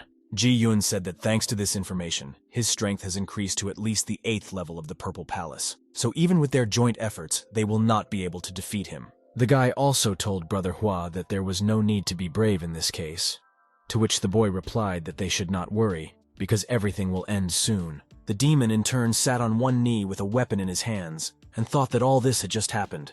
You're obviously not at his level. Looking at the main character, the demon with bloody eyes asked what trick the boy had just used. Hua remained unperturbed. He calmly hovered in the air, emitting a light white smoke. He asked if the demon thought he needed tricks to defeat him. Ching Yun, looking at what was happening, asked her comrades if they could just leave him alone like that. Does he really know a way to deal with this monster? The demon was already directing a stream of firepower towards the red boy. The protagonist's comrades said that with his level, that demon would destroy him with just one blow. Where the monster directed his power, a bloody arrow was already flying and a bright flash occurred. Sister Yue exclaimed that she doesn't know but trusts him. She remembered him saying that he had a special elixir that could make them immune to poison for 3 hours. He left several threads of the sword in the minds of his comrades. As soon as the elder of the demon clan tries to activate the seed again, the threads will stop his attempt. Since he left the mountain, all his decisions have been correct. Saving people is like putting out a fire. We need to act quickly. The sister has little experience, so precautions must be taken. The main character raised his weapon upward, his eyes glowing yellow. The monster with demonic eyes was already seriously worried. He wondered what the guy was going to do now. Blue-violet rays poured in his direction. Some kind of flash hit the very ground, breaking the stones around. He extended his hand from which a thin blue smoke emanated. All colors are mixed. Sister Yue had no intention of leaving and decided to use her abilities. She took some unusual object in the form of a mirror in her hand and began to reflect the blue streams of power and use the heavenly spirit lock. She pointed this unusual weapon towards the enemy straight into the sky. Shrouded in blue haze, this unusual mirror flew upward, after which, being very high, some kind of blue ball began to emanate from him. It enveloped the entire village, hanging over the houses around. It was like protection for the village. The main character, in turn, stood on the ground with his arms crossed over his chest. He calmly looked at the monster and asked if he could attack. The monster immediately grabbed the weapon and laughed viciously.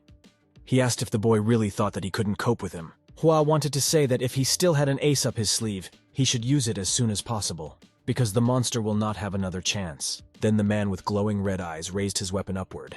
He was very angry when he heard such arrogant words from the boy. The main character, having risen into the air, began to use the force of a bloody blow with a halberd.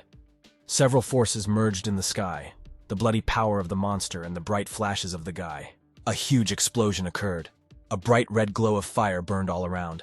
Yellow lightning swirled in the atmosphere. The demon with bloody eyes grimaced in a malicious, impudent smile. From his weapon came a red haze in the form of bloody vessels. The main character was above the demon's weapon. The sky was all over clouds. Green leaves were flying around as if the wind had risen. Hua calmly looked at the monster again. It's as if I'm surprised at his weak strength. He asked him if that was all. But the demon with red eyes was not going to give up. He raised his weapon again and took a fighting stance. He was very angry and wanted revenge. After all, he considered himself insurmountable. His weapon glowed with bloody red threads, but he was enveloped from above by the strength of the protagonist. The boy began to use the power of 10 blades. A huge red pillar of fire stretched from the ground to the sky. The boy was not far from him, directing all his power towards the enemy. Then the demon began to use the demonic light of heaven. He spread his arms to the sides, completely illuminated by bright red streams of fiery light. It was an incredible sight. On one side there is a black sky with smoke into which red streams of fiery light rose. On the other side, a village protected by a blue haze. The guys, standing next to the defense of the village, watched the bright fiery flashes. The guy asked if this was the power of a demon warrior. Sister Yue clasped her hands in front of her and said the name of the main character with tears in her eyes. It was as if she was already mourning Brother Hua. At this time, the demon with creepy bloody eyes was already covered in sweat. The boy said that he told him about this, and he did not believe him. It's not easy to fully master a skill. The main character asked the demon what is the use of a skill if he cannot control it. The demon guy was very surprised by his words. Blue bright rays were already flying towards him, as if lightning was breaking everything around. These blue lightning bolts were already flying up to the vile demon, approaching closer and closer, tearing apart its powerful red streams of light. The demon, looking at what was happening, laughed less confidently, and he exclaimed that he must be, because all this is impossible. Surely this is some kind of illusion. The main character asked if he really thought how he, a simple cultivator, could resist him so easily. And he added that in this case, everything is extremely simple. The whole point is that he sealed his kingdom. This is how the boy answered the evil demon, looking at him calmly. Then the enemy began to use the demon's magical cross. Hua explained that he had never practiced in front of other people, fearing that if his true level were known, disaster would be impossible to avoid. The monster began to use a series of magical blows from the demon, but the boy continued to say that showing off his skills did not suit a clan student. Therefore, he hid his abilities by closing them, sealing them. After all, the higher your skills, the more problems fall on your shoulders. The boy stood suspended in the air in a bright blue haze of light. He continued to say that in order not to complicate his life, he was forced to hide his strength. The demon, in turn, again using his power, rushed at him with a cry of "Die!" He called the main character crazy, just some kind of crazy. The boy asked the demon to stop, after which he asked whether to let him go or kill him. The demon guy was already falling to the ground. He began to scream with a frantic cry. He was very angry and surprised that someone could defeat him, especially like this guy. After all, he was completely sure that the boy did not have any supernatural abilities. The main character exclaimed angrily, looking at the demon with bloody eyes. He could not forgive him for interrupting his rest time after time. He harmed his comrades, thereby forcing him to start work ahead of time. The boy began to wave his sword and shoot transparent blue rays towards the enemy. After which, approaching the creepy demon, which seemed not at all scary for him, he said that he should not have appeared here. And looking calmly into his eyes, he exclaimed that this was an unforgivable sin. The boy not only killed him physically, but also tried to put pressure on him mentally. After which, concentrating, he directed a whole stream of blue bright energy, and he began to use the Ching Yun sword technique. The monster was wrapped in a bright red veil. His eyes glowed through the red shell of light. The demon guy started screaming as he fell down. His shell of protection was destroyed. He quickly flew onto the cold, huge stones of great height. Small green leaves from the trees were flying around. They always appeared when the main character used his abilities, and so he flew in the air over a beautiful blue river. The water splashed around the sharp, large stones. A sharp, bloody demon weapon appeared in front of the guy's face. This is all that remains of him. Ching Yun asked Sister Yue if she and Brother Hua were really only at the level of the Purple Palace. The strength of this sword is comparable to that of a cultivator who has long since surpassed this level. The guys asked if he was really not the elder of their clan. It's simply incredible. Sister Yue, completely covered in sweat, realized that it turned out that Brother Hua's level had long surpassed the levels of all the students of the clan. The girl immediately became upset. She thought that she could do nothing compared to him. She lowered her head down, wondering what she could do. The girl decided that she had very weak powers compared to the main character. Drops of tears appeared in her eyes. Her comrades thought that this force was too great, and then everything was about to break into pieces. The defense that hung over the village seemed to be breaking through. Sister Yue asked the guys to hurry up and evacuate the villagers. She promised to take care of the rest herself. The girl decided that if her level is not as strong as the main character, at least she will save these human lives. The girl began to change her abilities to protect the blue transparent ball that hung over the village. She moved as close as possible to this ball in the form of protection. It was like a huge egg glowing with blue light. Then she was surprised by something. The main character suddenly appeared next to her. The girl extended her hand to this blue ball. The boy stood next to her and did the same with his hand. Their forces seemed to unite, protecting the blue transparent shell from destruction. The villagers stood below and watched what was happening. The boy told Sister Yue that they could try to do it together. He smiled sweetly at the girl. She was very surprised by the appearance of the main character, and then she exclaimed his name, approaching him closer.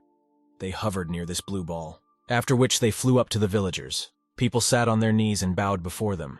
They thanked the masters. Only words of gratitude were heard from all sides. The joyful cries of the people, the villagers gladdened their hearts. After all, it was a very serious, difficult battle. If the main character had not appeared on time, everything would have ended very badly. Sister Yue, with tears in her eyes, approached Brother Hua and asked why he didn't tell her earlier that he was so strong. Tears sparkled in her eyes. She waited for the answer, looking into the boy's eyes. Then he smiled at the back of his head and asked what she was talking about. The main character began to explain that thanks to the talisman that he received from the Elder, he was able to defeat this terrible, powerful demon. The boy decided to continue to keep it all a secret, and thus dispel doubts in his friends that he really is so strong. They were all immediately surprised. Sister Yue asked if this sword was not released by him, to which the main character clenched his fist and said that of course not. Where would someone of his level get that kind of power? He had to lie again. Brother Hua said that thanks to their desperate resistance, he managed to activate the power of the talisman that the master gave him. Besides, they were the ones who exhausted this demon. The main character began to explain that this sword only finished off the evil monster. The rest is in their hands. He in turn was simply lucky, nothing more. This is all their merit, not his. Sister Yue, remembering this whole battle, began to think. She asked how then he managed to resist his attacks so skillfully.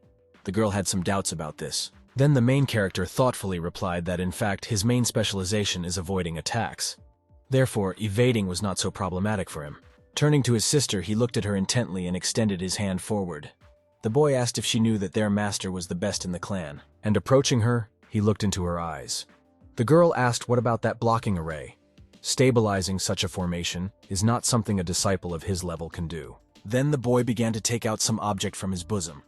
He explained to the girl that he used it. The main character took out some small green stone from his bosom. The guys immediately exclaimed that this was Jade of the Hidden Spirit. They looked in surprise at the stone in the boy's hands. Hidden Spirit Jade is a spirit stone that can store spiritual power and call upon it at any time. Due to their high cost and rarity, they are not popular. Sister Yue thought that his story was quite smooth, but her intuition told her that something was wrong. Brother Hua, placing his hand on the girl's head, asked her not to give free rein to her imagination. If he really is so strong, why don't the master and elder know about it yet? I don't let go of her head. He said that she is the best student of the clan. There is definitely no need to doubt this. And the girl immediately melted. Tears sparkled in her eyes. She blushed a little. after which her eyes became much wider than usual. She began to come to her senses and exclaimed that Brother Hua simply attacked her with sudden compliments. Sister Yue grabbed her cheeks with her hands. Their comrades approached them. Ching Yun, waving her hand, wanted to say something about the demon he attacked. His body is full of magical power. You can't even touch it now. The main character created a formation to suppress it. What was the only weapon left from the vile evil demon? Before leaving the scene in the battlefield, the boy arranged everything beautifully. The demon clan became so furious that they began to train such soldiers. Sister Yue said that they should inform the other clans about this as soon as possible so that they can take precautions in advance. Hua agreed with her, but he said that first we need to finally deal with all this. At the place where he left the enemy's sharp weapon, some kind of bright flash occurred. A bright, bloody smoke began to rise around the weapon. It enveloped the tip of the dead demon's spear and rose somewhere high. Sister Yue was very scared. After all, something was clearly wrong. The main character thought about this too, looking in that direction. More and more bright red drops appeared above this arrow. It was as if some force was being reborn from him and rising up to the very sky. The main character and Sister Yue immediately rushed to this evil place as quickly as possible. They were already close to the cloud of red energy. Approaching this place, the boy immediately began to use his power in the form of bright blue lightning. He directed it straight to where the bloody red rays were coming from. They immediately began to dissipate, as if disappearing little by little. There was only a light white smoke around. Ching Yun, looking at her comrades, said that it seemed to her that their elder had decided to take him away from here.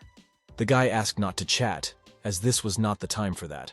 It is logical that he will not so easily abandon the creation on which he spent so much time and effort. Sister Yue, standing opposite her comrades, said that she was very sorry that their energy was running out.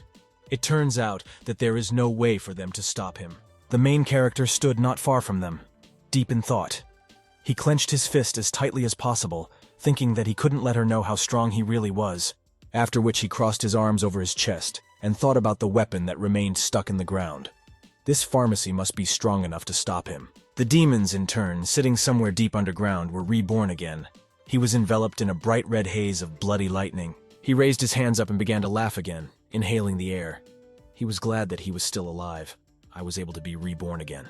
It felt like he was simply immortal and invincible. He raised his head up, closing his eyes and rejoicing at his rebirth. The reborn demon, remembering the main character, promised that the next time they meet with him, he will tear his body into thousands of small pieces. The demon continued to laugh evilly, rejoicing at his rebirth. While the guy was still in some kind of greenish bright shell, he heard a sound as if his name was being called. In front of him was a bright red spot that seemed to come to life. Someone called him, calling him Sir, and he said that it looks like the guy has finished improving his body.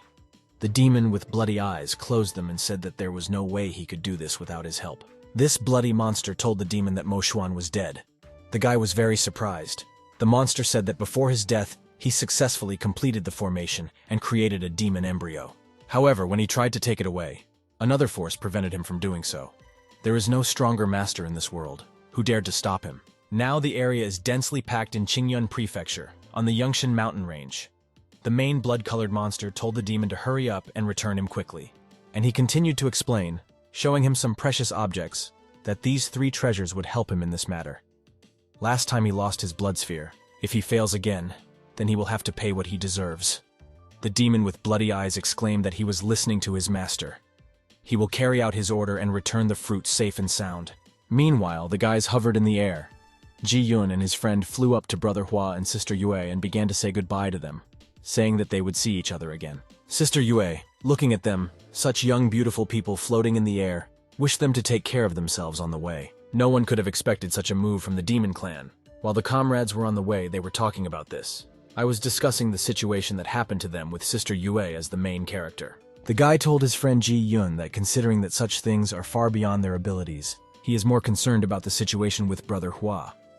The boy thought about it, remembering everything that happened to them.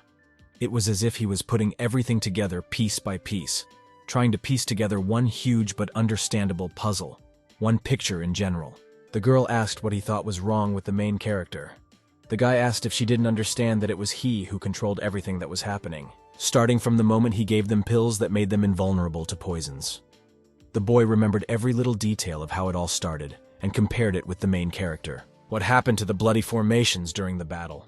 He also took this into account, remembering how several bloody formations fell. After all, they were too strong to defeat. Just as they were about to accept defeat, Brother Hua appeared and took matters into his own hands. If not for him, the bloody pharmacy would have covered them all. Hearing this from the boy, Ji Yun said that she thinks he is really right. The guy said that's not all, and he asked if she remembered the Tupi Lula they accepted. He explained that he checked his body with the help of technology and inner vision. It was as if the ball's defensive technique had wrapped itself inside him. He is afraid that what they swallowed was not an antidote, but a pill filled with a beam of sword energy. The guy remembered everything down to every detail. He felt it in his body and mind, and on a subconscious level. This is the only reason why I could no longer influence them. The sword energy that was contained in that pill dissipated all the toxins that got inside. How is this possible? If your sword skill is high enough, then theoretically something like this is possible. The guy tried to calculate every little detail while telling the girl about his assumptions. Since he is so powerful, why is he trying so hard to hide it? Ji Yun remembered how the main character said that it was all thanks to the talisman that the master gave him. The guy said that he thought he was something like his clan's secret weapon. Ji Yun asked her friend if they should tell their leader about this. Looking at each other, they thought. Streams of sweat ran down their faces. Apparently, they couldn't decide what to actually do. Say it or keep it all a secret. Then the guy spoke first. That in this case, if the main character does not want to reveal his abilities, then they should remain silent. He saved their lives after all. Therefore, they must respect his choice no matter what. The Ball clan has such talent. He thinks that the clan meeting next month will be really interesting. Meanwhile, Sister Yue, after they had carried out some kind of plan at the place where they fought the demon, exclaimed that everything was fine, and now it was time for them to return. The girl explained to the main character that the head, before sending them here, ordered them not to delay returning to the distant box. Brother Hua said that he understood her, and remembering his comrades who were from another clan and spent such a dangerous time with them, he said that they were such smart guys. Maybe he meant someone else. Well, when the girl asked what kind of smart guys they were, he told her that it didn't matter and asked her to hit the road. The main character thought that he needed to dissipate the energy of the sword. If the head of their clan noticed her, it would be unpleasant. And so he made a slight movement with his hand, dissipating the energy of the ball until his sister saw it. They had already begun to rise up when the girl decided to ask him something. She asked the boy to answer her only honestly. Looking into his eyes, she asked if he really had any hidden power. Then the main character looked at her and asked why he should lie to her. After all, he is just a newcomer to the 6th level of the Purple Palace.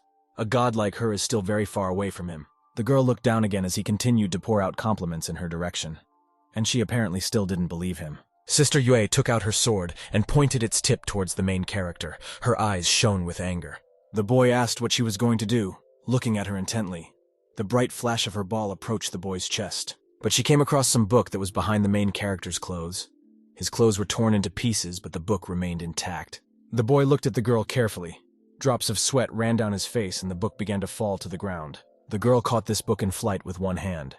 She raised her hand up and the boy was very surprised by this. He didn't have time to snatch the book from her hand. Sister Yue immediately opened this manuscript, flying a little to the side. Most likely it was some kind of notebook where the main character kept notes. The girl smiled sweetly and began to read. On the first page of this notebook, it was written that he and his little sister had a great time. And there was a photo of my sister. The girl was very surprised reading this. It turns out that the main character kept a diary, and he wrote down everything that happened to him every day. He didn't even forget to put his little sister in there. The main character coughed and asked his sister to let him explain everything. The boy began to tell me that this was a fairly popular book, a novel. The girl looked down and exclaimed that she didn't think he was like that. The boy explained that the picture on the cover was just to attract attention. This is actually a serious adventure story. This is not at all what she thought. Well, on the first page, there really was a picture of a sister in a beautiful dress. The girl opened the second page. There was also a photograph. She immediately turned her face away, and the boy exclaimed that it was just a misunderstanding. These are illustrations. They are needed to attract attention. This is a story about a young man who is part of a clan and his relationship with his female comrades. This is an orthodox adventure story. It is very popular among monks and ordinary mortals. Updates are released every 3 months. He had to wait in line all night for this limited edition. After all, it is very difficult to buy it. Well then, Sister Yue asked him for forgiveness for tearing his clothes with a blow. She promised to pay him everything. He didn't dodge the sword, so his clothes were torn. Does he really have no hidden power? The girl said that she thought that he should get less involved in such literature. This kind of thing in their clan is called fiction. They are prohibited. The head believes that this distracts from practice, and he, more than anyone else, should work harder on himself. The main character exclaimed that of course he would do so. Then Sister Yue rose into the air and explained that it was time for her to move on. The boy replied that he was coming too, and I thought that now all her doubts about him should have evaporated, after which the main character took his notebook back and flew after the girl. He thought about this thick notebook when he picked it up. After all, when the girl directed all her power at him, putting the sword to her chest, this notebook unexpectedly protected him. The sword was only able to pierce his clothes without hitting the notebook. After all, the girl's strength should have torn him into pieces and reached his chest. The two of them were already in flight. The boy kept thinking about what happened. Is there really some hidden power in this book? He asked the girl to pretend she didn't see it.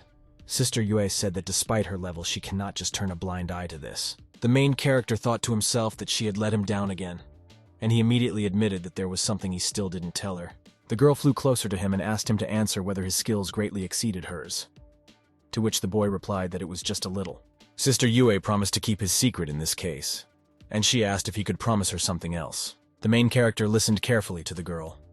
Looking at her, he asked what exactly to promise. Then, Sister Yue folded her hands in front of her and asked the main character to teach her sword techniques. Brother Hua, holding his chin in his hand, thought that this mission would help him get along with his sister and get 3 days off. Sister Yue clenched her fists and began curiously asking what he thought about it.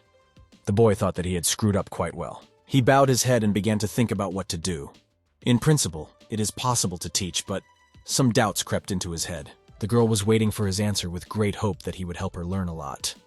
She, in turn, promised to keep her mouth shut, so she asked the boy not to worry. Throwing her gaze at him, she rose high into the air and winked at the main character, and laughing, asked to come back quickly. The main character, meanwhile, was thinking why everything turned out this way, and why he needed all this. They, in turn, were already approaching a small wooden house. It was a beautiful sunny day. The sun was shining brightly. The sky was without a single cloud.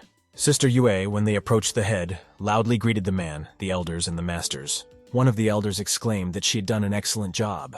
The man praised the girl while looking at her. He thanked her again for her hard and dangerous work, and he asked if she was injured. It's the turn of the main character. The boy was very sad. His gaze was downward. Is it possible that he didn't have a drop of joy when they returned? The masters looked at him with their eyebrows knitted towards their noses. They apparently wondered what was wrong with him, why he was completely joyless and sad. One of the elders asked Hua if he had caused problems for Sister Yue on the mission. If she suffered defending him, then let her consider him a corpse. He hopes that, as a true student, the main character made every effort to learn as much as possible from her. The boy thought that these guys were too two-faced. After all, if it weren't for him, they would no longer have the best student.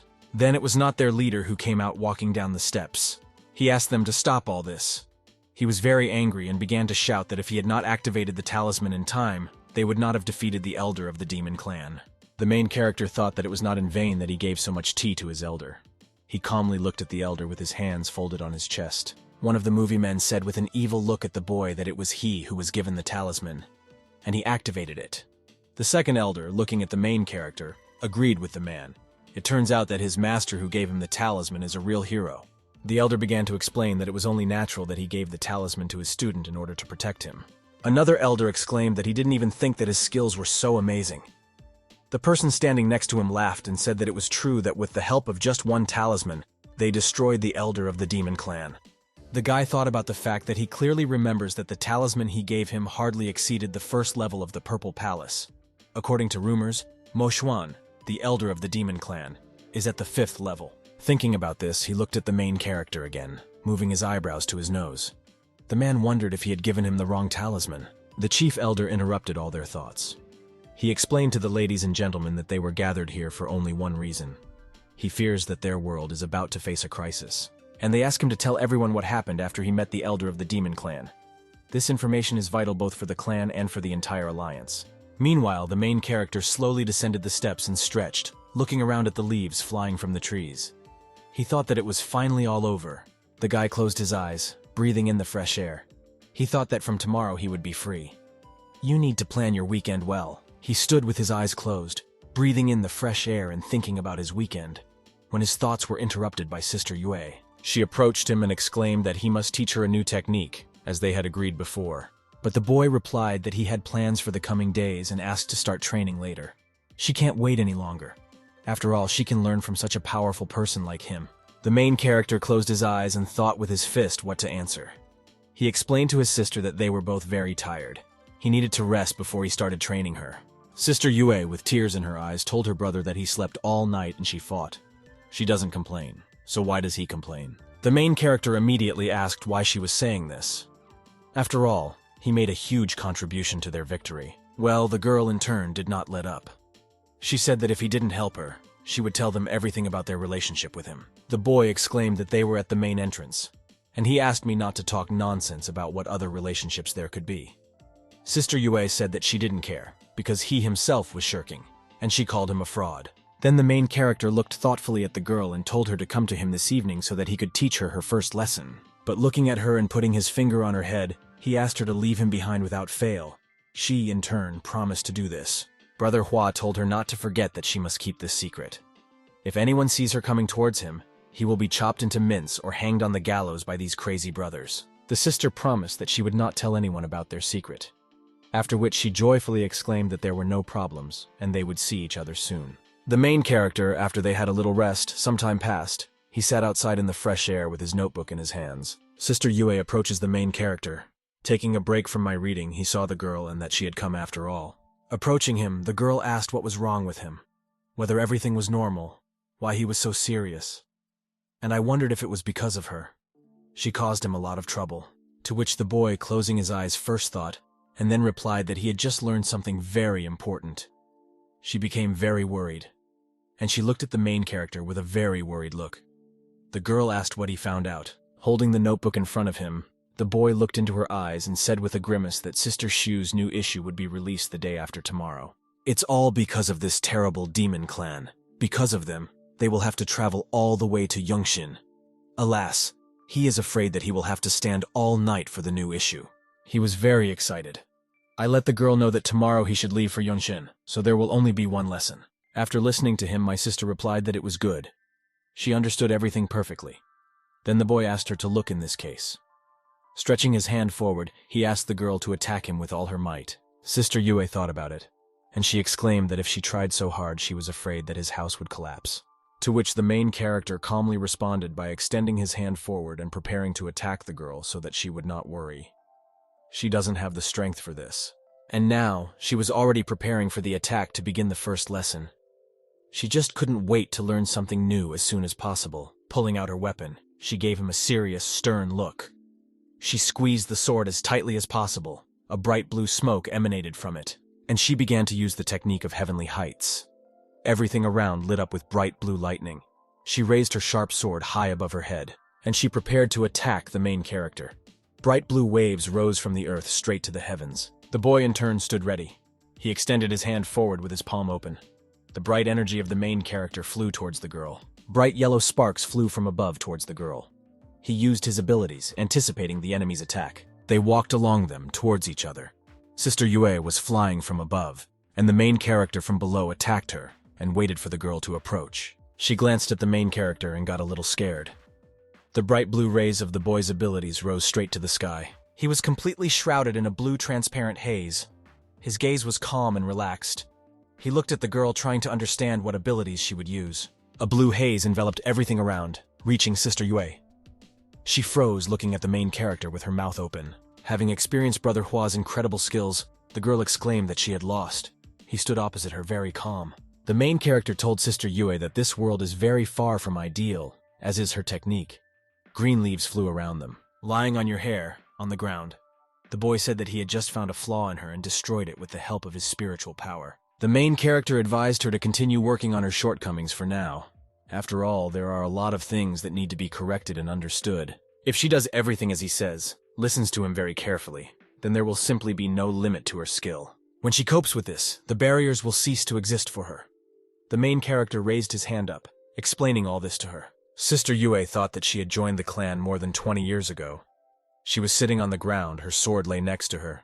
The girl thought that even if she trained every day, even if she became the best student, but she didn't even dare to think like that. The main character approached the girl and asked her to look at him. She looked up at the boy. He stood in front of her with his arms crossed over his chest in front of him. Some kind of incredible energy began to emanate from him. The boy again began to use his abilities without even waving his hands. It seemed like he controlled his skills with just a glance. There was a bright flash in the form of an explosion. The main character asked the girl to look at the marks left by the sword on this stone. This should help her level up. The boy threw a stone that was hanging in the air in a thin, transparent one and threw it right towards Sister Yue. When this unusual stone reached her hands, the word sword was written on it. The girl caught this stone. The main character raised his finger to his mouth and, winking at his sister, asked her to remember that no one should see this except her. She pressed the stone to her chest and exclaimed that she would never tell anyone about this. She immediately thanked the main character for the advice, and she said that she was going to return to training. The boy looked into the distance in the middle of the night and thought that the girl had been training all night. He thought that his sister was very stubborn, and he wished her to be more careful. And then the night passed and morning came. Beautiful, good, sunny morning. Only the green leaves from the trees were sometimes torn off by short gusts of light wind. Meanwhile, one of the masters, apparently looking at the calendar, said that it was time to move forward. The main character, sitting on a chair as always with his notebook, turned his head in that direction, towards the blue clear sky, completely cloudless. In this sky above the mountains, the main character noticed some kind of flash in the form of a blue transparent beam. He immediately realized that the master was also leaving the temple today. Surprised by this, the master soared into the sky, flying over mighty trees and mountains. He rushed forward like a winged bird, looking forward with his sharp gaze. Having flown up to a certain place, the elder hovered in the air. A blue, transparent haze of light emanated from it. He asked, looking forward, if he was tired. He glanced at someone standing in front. Here an evil laugh was heard. Opposite the elder, there was a demon in the air from which a bloody light emanated. He replied that he was just curious whether his power was as great as they said, after which he laughed and exclaimed that it seemed he had come here in vain. The elder looked carefully towards the demon. He asked if this was the head of the Xiangba demon clan. The man asked how the demon guy with red bloody eyes knew that he was here. She said that the demon guy replied that who knows, maybe someone told him about it. Then the boy, looking at the demon, said that it turns out there was some kind of spy in their clan. He asked what they were up to. The demon guy crossed his arms over his chest and laughed and replied that their goal remains unchanged. He asked if it was time for them to stop putting it all off. Since they learned about their plans, they began to secretly assemble a coalition. The demon talked about this without fear. He thinks that everything is almost ready, and he asked the elder if he was saying it right. The elder replied that he was quite self-confident. However, his self-confidence will drag him to his grave someday. Transparent lightning continued to glow bright blue around the elder. He exclaimed that if such a day came, he would accept it with dignity. But that day is definitely not today. The demon approaching him asked permission to see if he had gathered enough strength to withstand his attack. Meanwhile, in front of us is the city of Yuan Shin. A thin haze of some transparent light veil rose above the city. The main character found himself in a mountainous area and exclaimed that they had finally arrived. I would like to see where the meeting will take place. Then he seemed to hear something and looked to the side in front of him. The boy thought that he could hear it.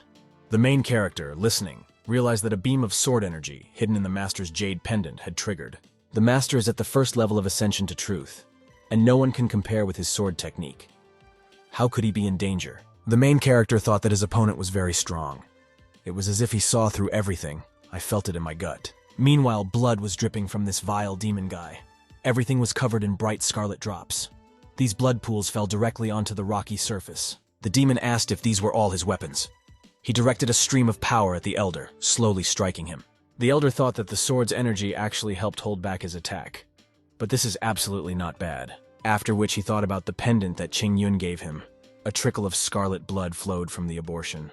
The boy remembered how he gave him this pendant, and he said that this was his gratitude for their care of him. His little show of caring. The demon with bloody red eyes swung his fist, which emanated a lot of energy and strength. He exclaimed that, nevertheless, this time he would not miss. The main character, in turn, thought that these forces should be enough. He concentrated and began to use the Jade pendant. The boy hovered in the air, forming a bright blue shell around himself. Everything lit up around him. Meanwhile, the bloodthirsty demon had already grabbed the elder by the throat. And then I realized that there was someone here besides them. The blue shell was already covering him a little at a time. This was the Ching Yun sword technique. Everything around lit up with strong, bright rays in the form of lightning. The boy screamed. A bright blue beam of light rose from the ground to the sky. A transparent white haze flew around him, as if enveloping this powerful, huge beam. The demon could not understand what was happening. After all, some unusual energy was flying in his direction. The demon guy was amazed and fell to the ground. He coughed very badly. Perhaps this technique belongs to Master Wen Jian. The demon was very badly injured. He was completely covered in wounds and bleeding. A bright red stream flowed down his body. Looking with his bloody eyes at his opponent, he exclaimed that their next meeting would certainly be his last. Flying up to where the demon was struck, the main character wondered if this helped, and he approached the huge black hole that the bloody demon had made. The boy thought that the enemy's strength was probably much higher than the level of the Purple Palace. He was very thoughtful, and too serious. He wondered why someone from the demon clan would kill their master, but fortunately the master managed to escape. This is what the guy thought while flying towards the city. He managed to stop the bloodthirsty demon. The main character thought that upon returning home, he should immediately go to him. The boy hovered in the air above the houses, looking forward. Soaring above the city, he found himself on one street. There was a whole crowd of people on it. The boy wondered why it was so crowded here. There was a merchant behind some counter. The sign said The Crazy Journey of an Immortal, 11th volume, ceremony in honor of the release of the new volume. There were a lot of people near the counter. Entire queues came for books and bought these publications. The main character did not think that everything would be like this. The salesman behind the counter was already selling the last copy. The main character also wanted to buy this book for himself, after which he continued for the whole day, and all the books had already been sorted out. The boy was very upset and left from there. Well then, coming as close as possible to the counter, pushing away the crying people, those who did not have time to purchase the book, he saw a pink cover in front of him. The main character thought that luck was on his side after all, and decided that he was really lucky. One copy of the book lay on the table as if waiting for him. He reached out with his hand to this book, but suddenly someone's hand got there first. The boy glanced and saw a girl in front of him. They simultaneously saw this book and reached for it. They each grabbed the book from their side, and they stood there, dumbfounded, looking at each other. This was quite unexpected. The girl opened her big eyes and looked carefully at the boy. She asked the handsome man if he could give her the last copies. But the main character was very angry. He stood in line all day for this book, and immediately throwing an angry glance at her, he exclaimed that of course not. The girl asked if she would pay him several times more, and she added that this is a great deal. She definitely won't offend you with money. But the main character exclaimed that he needed this book more than she did. They did not let up. None of them could give in to each other. The salesman standing behind the counter asked the fellow Taoists to calm down quickly. They looked at each other with their teeth clenched. Looking at each other, they said that the last copy remained. So why don't they solve everything differently? The girl asked since none of them wanted to give in, why not act according to their conscience? The main character asked what she meant. What does she want to offer to settle this dispute? The girl recommended rock, paper, scissors. He asked whether it was so difficult to cheat in this game. The girl replied that this was a special technique created by her personally. She is capable of reproducing a person's thoughts, so there is no cheating here. She explained that they could use this to achieve justice. The main character thought that cheating was really quite difficult, and so, shuffling magnets with drawings of stone, scissors, and paper in his hands, the boy thought that in principle, everything looked quite acceptable. And so they began to play a game in order to determine the winner and the one who will take this book. They decided to play until 3 wins. The boy thought that in the first round he would choose scissors in order to check everything. And so the report 3, 2, 1 began. The cards were turned over. Everyone chose what they wanted. Their hands reached out to these cards. The girl leaned over to the 2 guys and asked them to turn over the cards. Having agreed, they began to do it. After which the girl came across a stone and the main character's hand. She immediately exclaimed joyfully, and the boy opened his mouth in bewilderment. The girl began to scream joyfully and jump up and down. Did she really win the first round? The main character thought that, in principle, she could not cheat. Was she just lucky? But he did not give up since there were 2 more attempts ahead, and so they began to play a second time. When the cards were already scattered on the table, the main character thought that this time he would turn them over. This time the boy took out scissors and the girl came across a stone. He was completely sweating from his failure. The girl in turn laughed and exclaimed that she had won again, having concluded that she is very lucky. The man behind the counter asked his brother if he was okay or not. Perhaps they should contact someone from his clan so that they can take him away, after which they apologized and said that it was time for them to close and go home. The main character tried to find where she could cheat, but everything was clean, and he thought that he had wasted so much effort, and his volume of the book went to someone else. After which he decided to try his luck another time. His tea leaves are about to ripen. A new batch needs to be prepared for the chapter. Alas, they bought all the tea seeds. They have nothing else to do here and have to return. The boy was already floating in the air, upset by his failure. He thought that the girl was lying to him after all. But what a deception. Didn't they see everything with their own eyes? How did she manage to win so many times in a row? Perhaps his elixir should be returned. Or maybe she's just lucky. One of the people began to get very angry and told the girl that she had already held more than 20 victories in a row. Could this just be luck? Then the girl exclaimed that she was an honest person, but here were the two of them. Perhaps heaven is punishing them this way for all the bad things they have done in life. One of the guys replied that the sky wouldn't be so petty. The girl again began to say that they had already discussed the rules at the very beginning. They should not break them. After which, she said that it was time for business, but time for fun. And taking off into the air, she immediately said goodbye to them. One of the guys who was playing rocks, paper, scissors with her shouted for her to stop.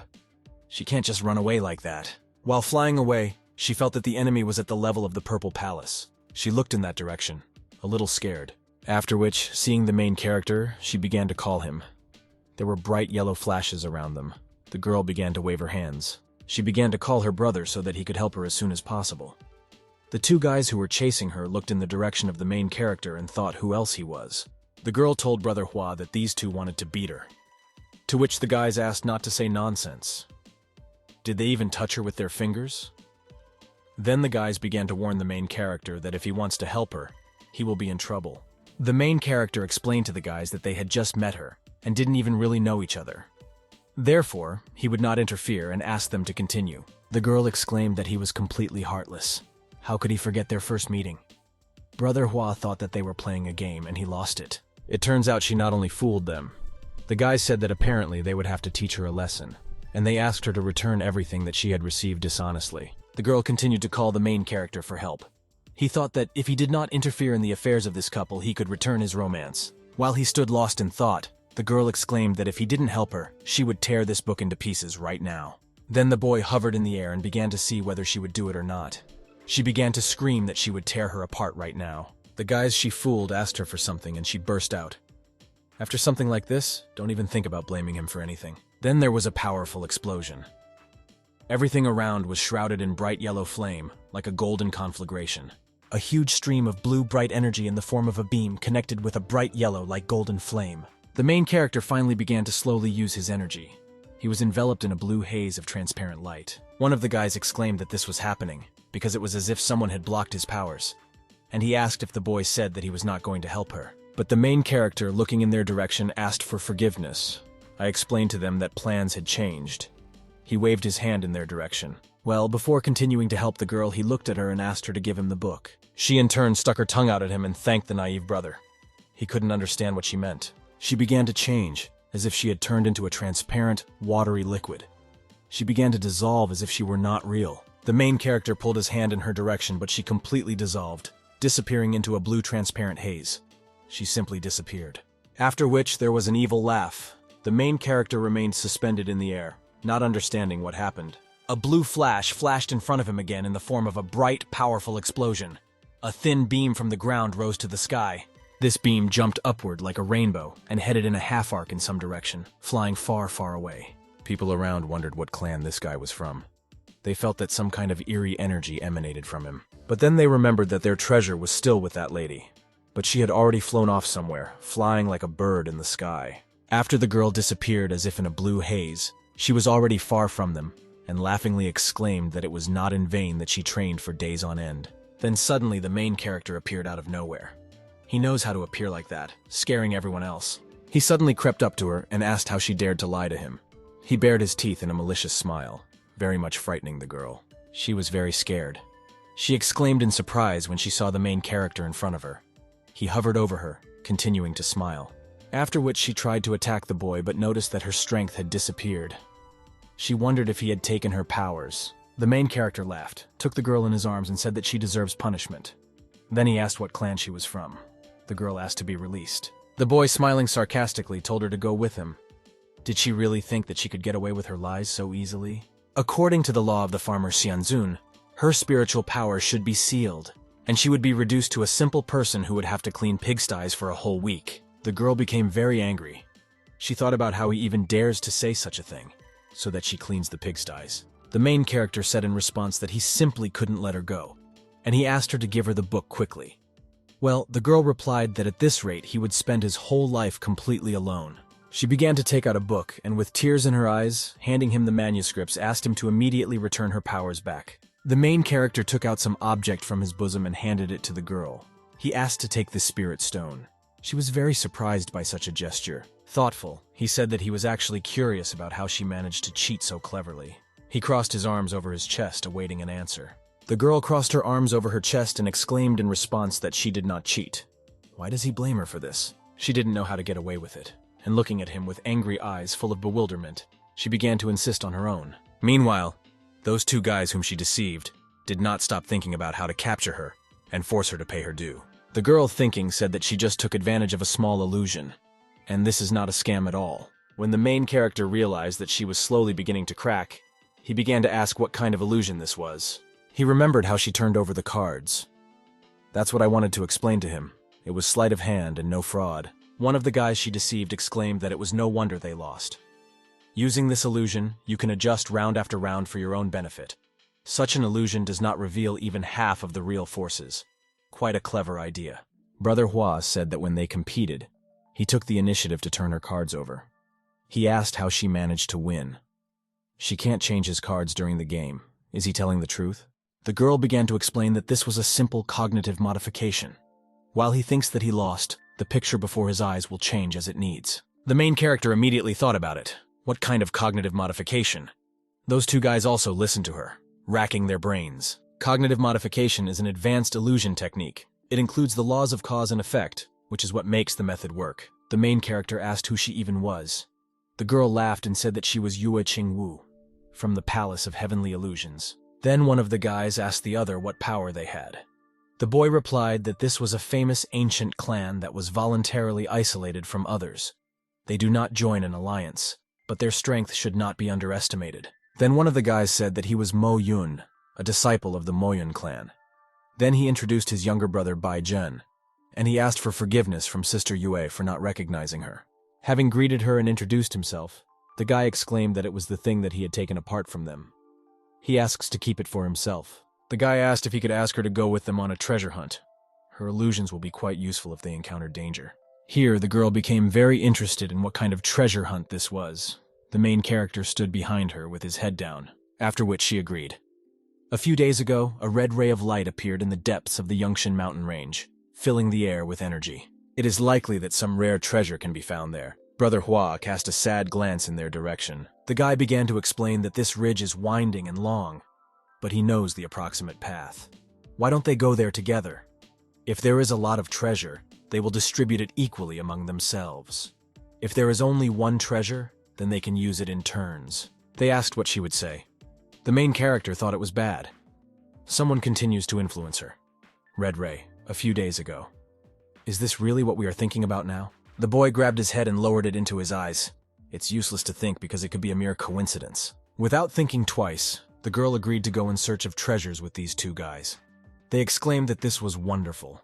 Yu asked if this guy Hua Ching Yun would go with them. Then one of these guys asked Brother Hua what he thought about it. Perhaps this is a rarely powerful treasure. The main character asked to forget because he was not at all interested in it. He's not going to waste his vacation on this. It would be better to use this time to finally have a good rest and read Sister Shu's new volume. After which he said goodbye to everyone and immediately flew away. The girl turned to the main character and looked after him. She thought that he had ruined everything. The girl turned towards these guys and began to calm them down. She asked them not to worry because he would return to them. Meanwhile, where that demon monster's weapon was stuck, thin streams of fire were blazing around that spear. Some man in a robe approached this weapon. He exclaimed, laughing, that he had finally found it. It was a devil fruit. Everything around this weapon was burning with fire. Blood-red lightning rose up in streams. In this fire, the muzzle of some beast was measured. This beast opened its mouth, shining with long, sharp fangs. He began to jump up and fly up to the girl, putting his paw with sharp claws forward. This girl was opposite a huge, creepy beast. She stood in front of him, looking straight into his eyes. And now a terrible monster with huge white fangs was already flying up to her, stretching out its huge paws. She immediately rushed forward, dodging the predatory paws of a huge beast. At the place where she was, there was a blue flash from her power, after which a fiery flash appeared at the place where the toothed beast was. Someone blew some kind of transparent fog in his direction. The huge beast glowed in bright yellow tones. He was enveloped in yellow-golden clouds that mixed with transparent fog. Out of nowhere, one of the guys who were on this trip with the girl appeared. He began to use 9 misty shadows. The boy directed this force towards the huge monster. and now the fog has already approached the beast, knocking it off its feet. This guy who struck the animal told Miss Yue that her magical power is the mirror flower, water moon, incredibly strong. The second guy laughed looking at the girl and said that even if they faced a top-level beast, they would deal with it in no time. The girl laughed in response, raising her hand up and exclaiming that naturally it would be so. They were very confident in themselves and in their victories, after which one of the guys suggested that everyone else move on quickly. The smoke had already begun to clear, and so they set off. The girl glanced at the guys and said that half an hour had already passed since they stepped onto the mountain ridge. She asked if they were sure that this treasure even existed. Then the boy turned to everyone else and asked them not to worry. If he's not mistaken, the goal isn't that far away. Meanwhile, some kind of creepy, sinister laughter was heard in the place where the sharp weapon was stuck into the ground. Someone said to let it consume him. The demon guy whose weapon it was began to rebel again. He said that if everything went according to plan, they would be able to get him in a few hours. Sitting in front of this weapon, the guy thought that the gentleman would be delighted with this. Standing in the black pit, some kind of vile, dark smoke came out. Human with red eyes felt some kind of magical aura. Turning his head back, he thought that someone was coming in his direction. Taking a closer look, he saw 2 disciples of the Yuan Shin clan and some other girl. He felt it from afar. If they found a devil fruit and notified their clan, there would definitely be trouble. The demon guy who was nearby thought that the level of these 3 was not too high. He thought it was a treasure. He is confident that he can deal with them with the help of bloody puppets. Basically, he always dealt with everyone with the help of his bloody puppets. The demon guy exclaimed that fortunately he had prepared for this. Tired to his feet, he raised his hands up. It completely glowed with purple light. Wu said that it was better for them to run away than to run into trouble. He didn't even intend to budge. Bright purple lightning came out of it. He decided to stay here to protect the devil fruit. Someone from this dark hole, being completely in the dark black smoke, asked the demon guy to bring these saints to him, and immediately, violet power was slowly emanating from this black hole, inside of which something black and evil was concentrated. It flew out of a black ominous hole. The demon guy with red bloody eyes laughed and thought that he was not in the right situation to leave 3 corpses behind. And here in front of us is the city of Yuan Shin. Huge bright building. It was a dark night, illuminated by a thin bright moon. The main character was sitting at a table reading his favorite book. He held a cup of tea in his hands while drinking it. The boy sat all night reading his book. He read very carefully and did not even have time to notice how he got to the end of this book. After which, already reaching the last pages, the guy closed his eyes and thought that the killer, I personally had been hiding all this time, was about to be revealed. The main character found this book with great interest. It was not for nothing that he did not sleep all night. And now he was already happily turning over the last page. I'll flip over to the last page, and there was a smiley face on it. And it was written that if someone wants to find out, he is also a murderer. He will never tell. The boy became very nervous about how this could happen. Where's the end of the book? He tore and threw. Meanwhile, everyone around them was thinking about what kind of earthquake this was happening. The earth seemed to begin to tremble from some powerful explosion. There was a bright blue flash in the sky. What is it?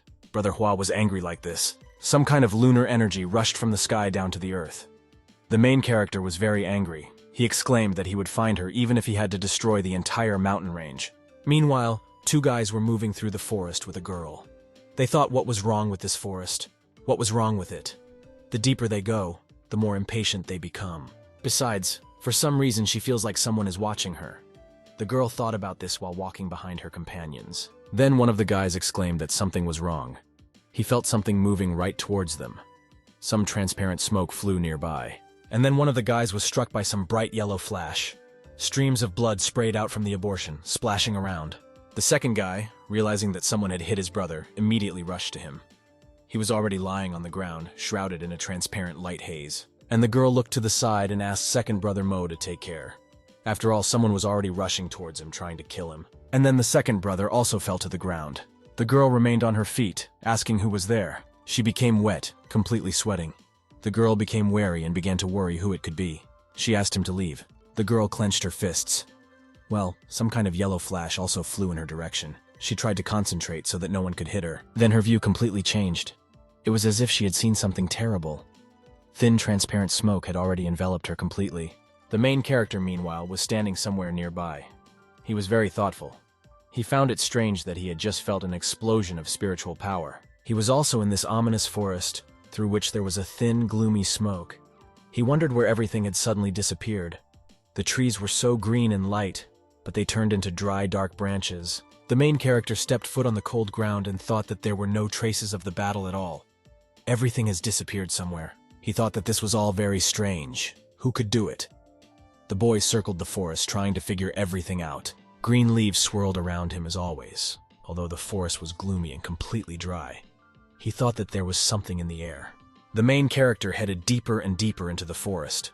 Some kind of negative energy was already felt behind him. Some kind of violet ray was directed towards him, after which he began to get closer and closer. The boy closed his eyes, but sensing this, he immediately opened his eyes sharply. This dark negative energy was already flying towards him faster and faster, a bright purple beam mixed with black. The main character asked who he was and what he was trying to do. He began to look closely, wondering what it could be. Then a little girl dressed in a pink dress appeared in front of him. On her hands were bracelets made of large beads. She flew up to the boy, looking at him with sad eyes. The girl extended her small hand towards Brother Hua. She approached him, looking into his eyes very intently. The main character leaned towards her and asked if she was talking. He asked if all 3 guys she fought with earlier were alive. The boy looked very intently into her eyes. The main character was angry but did not show it. He asked her to take him to them, and then he would not punish her. Again, there was some kind of bright purple flash. Something dark appeared somewhere in the distance. The little girl seemed to become angry and grabbed her head with her hands. The boy could not understand what had happened to her. After which the girl began to cry. Her eyes sparkled with bitter tears, and turning around, she flew away from him. The main character could not understand what was happening. This is some kind of soul control bell. The master said that this is a kind of witchcraft that seals the soul of a living person in a bell, placing a curse on him. Could it really be someone from the demon clan again? The boy thought, moving his eyebrows towards his nose. Meanwhile, the weapon that was stuck into the ground was already completely covered in a bright red haze. The demon guy with red eyes said that the girl had been gone for so long, but she still couldn't grab another person. He was holding some unusual bottle in his hands. Black gloomy smoke flowed around his hand. This same girl was opposite him. The demon pushed her to the ground and, stepping on her back, asked if he was really that strong. He called her useless trash. His eyes glowed red with demonic power. Monster Guy asked if she really thought she could escape from him. He grimaced and said that if she tried to escape, he would do everything to turn her life into such a nightmare that she herself would beg for his death. The demon raged, standing over the girl. Everything around him glowed with bright red rays. He asked the girl where that guy was now. After all, he came here only for him. The girl didn't know what to answer. But then someone asked why he called her if he said that he could handle it himself. The demon recognized the voice of his opponent.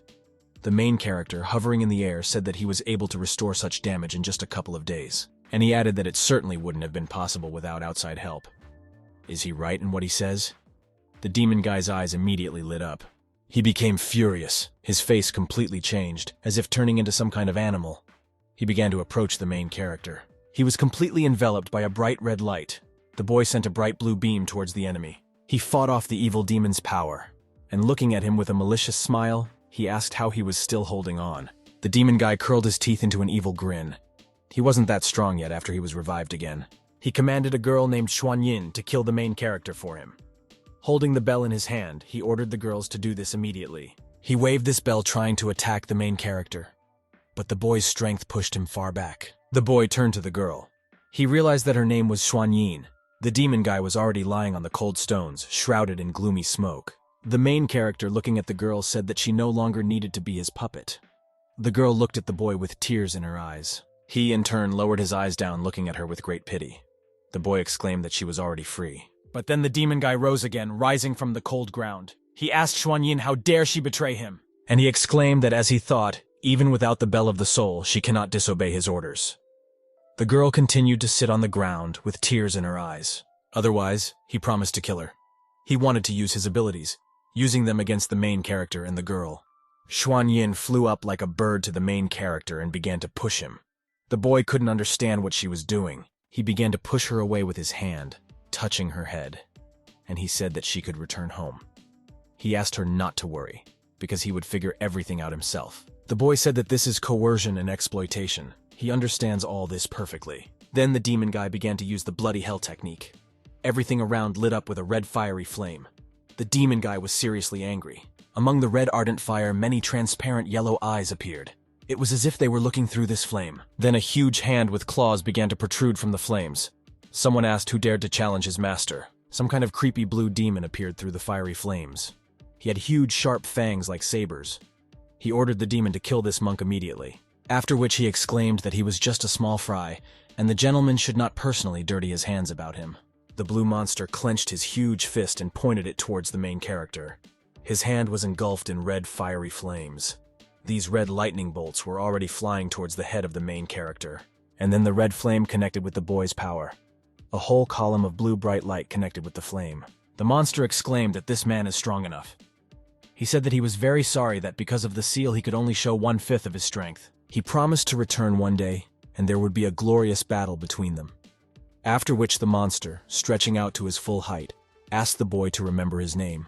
He was completely overwhelmed by the power of the main character in the form of bright blue rays. He asked me to remember his name. The main character looked up in his direction. Not a single muscle flinched. The little girl hid behind the boy. She looked out from behind him, looking with one eye at what was happening.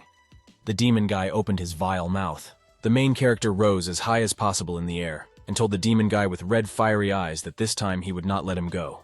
After which he connected his 2 fingers and concentrating directed all his strength towards the enemy. The demon, clenching his jaws, immediately looked at the boy and asked him to wait. Blue lightning was already flying towards the demon. He wanted to say that he was not ready yet, but his bell was already flying somewhere to the side, falling to the ground. Last time he already missed his sphere.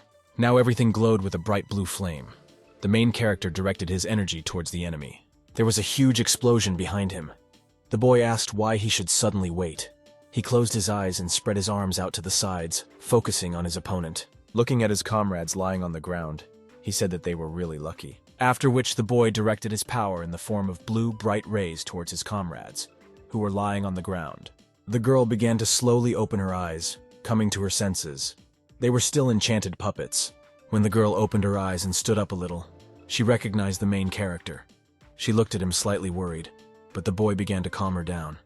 He said everything was fine, and he explained that she simply spent too much spiritual power. He asked her to rest a little. He in turn will help her get to the city. Meanwhile, behind him there was some kind of bright, fiery, bloody flash. Some red, gloomy ray flew towards them. An explosion occurred and a lot of thick gray smoke appeared. Bloody paint mixed with the dark tones of gloomy black clouds. From the outside it seemed like everything was in hell. It's like some guy rose from hell. As he approached, he pointed his finger at Hua Qing and said that he was 1 step away from killing him. He exclaimed that the boy actually forced him to sacrifice his last magical weapon. The demon guy's eyes glowed with an eerie color. There was some kind of bright, bloody stone on his forehead. The guy exclaimed that now the person he wants to kill is him. The main character suddenly asked something with a grimace. He stretched out to his full height, directing his strength towards the enemy. Hua said that even if he does not know what is happening to him, but if one sword is not enough, he will use another one.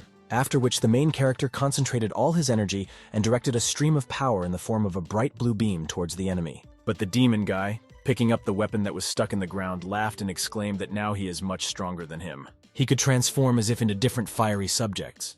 While his weapon was in the ground, he gained strength and recovered little by little. The main character began to throw his comrades as high as possible away from him.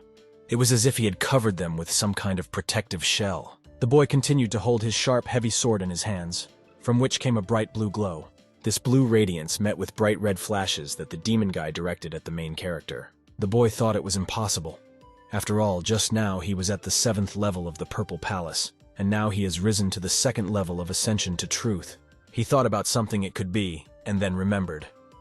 The thing on his forehead is the ancient secret treasure of Tong Tianyu. The demon exclaimed that, as expected from a disciple of the Ching Yun clan, he was able to recognize him. According to ancient legends, tens of millions of years ago, someone picked up this stone and activated it. After which, he greatly increased his spiritual level and became a powerful ruler.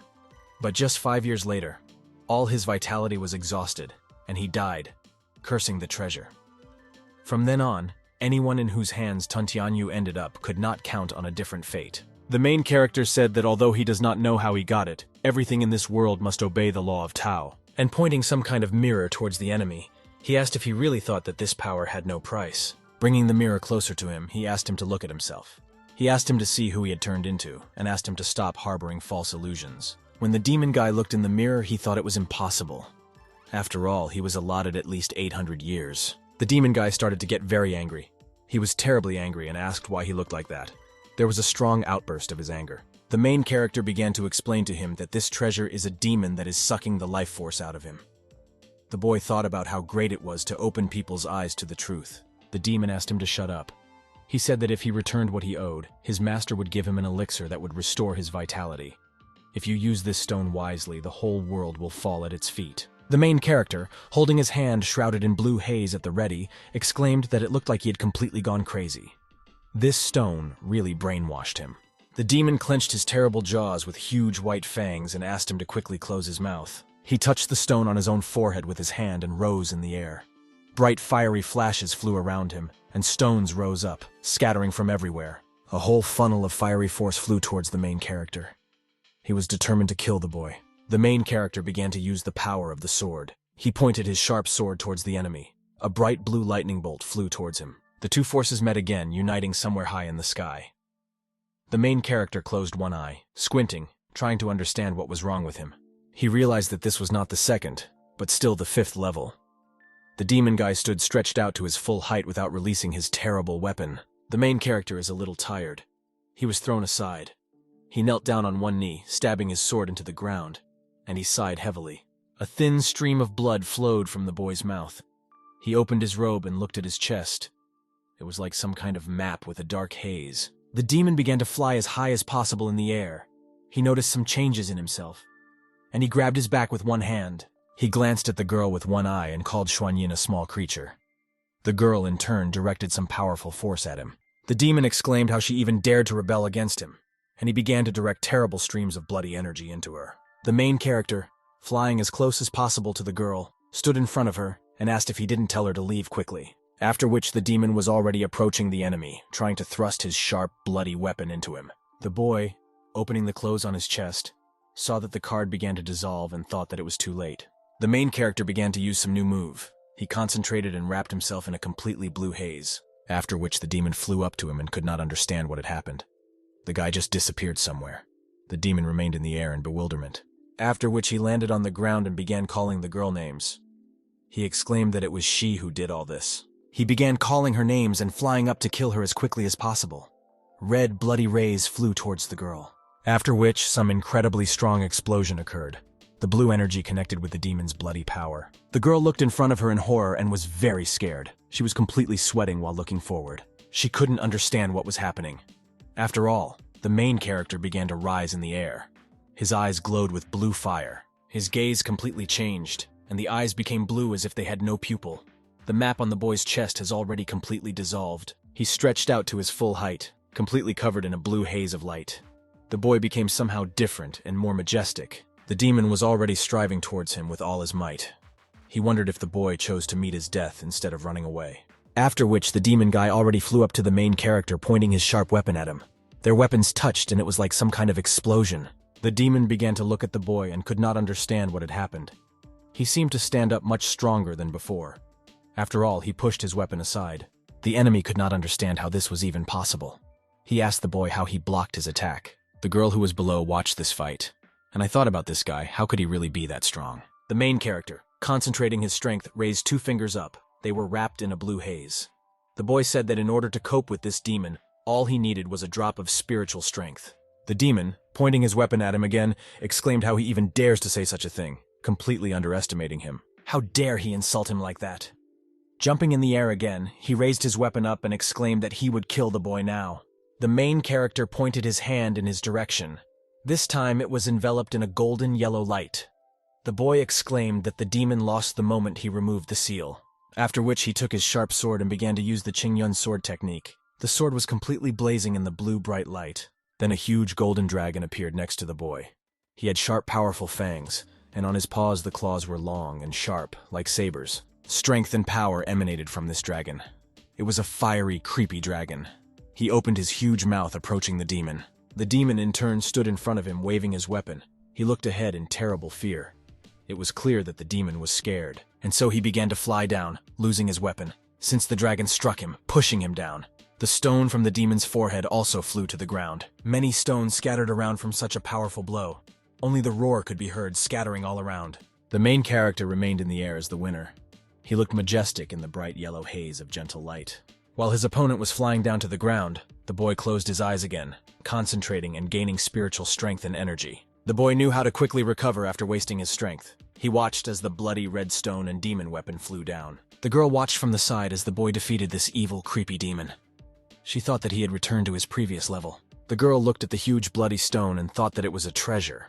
Her eyes lit up with a greedy color. She could not take her eyes off this bloody stone. The girl thought how beautiful this treasure was. But then the main character was already next to her. Seeing her look, he advised the girl not to touch this thing. After which, the boy took some kind of bag and began to pull this stone directly inside this bag with his strength. The girl covered her mouth with her hand and asked the main character if this treasure had bewitched her. She was very scared. The boy replied that it was so. This thing is extremely dangerous. He asked her to be careful.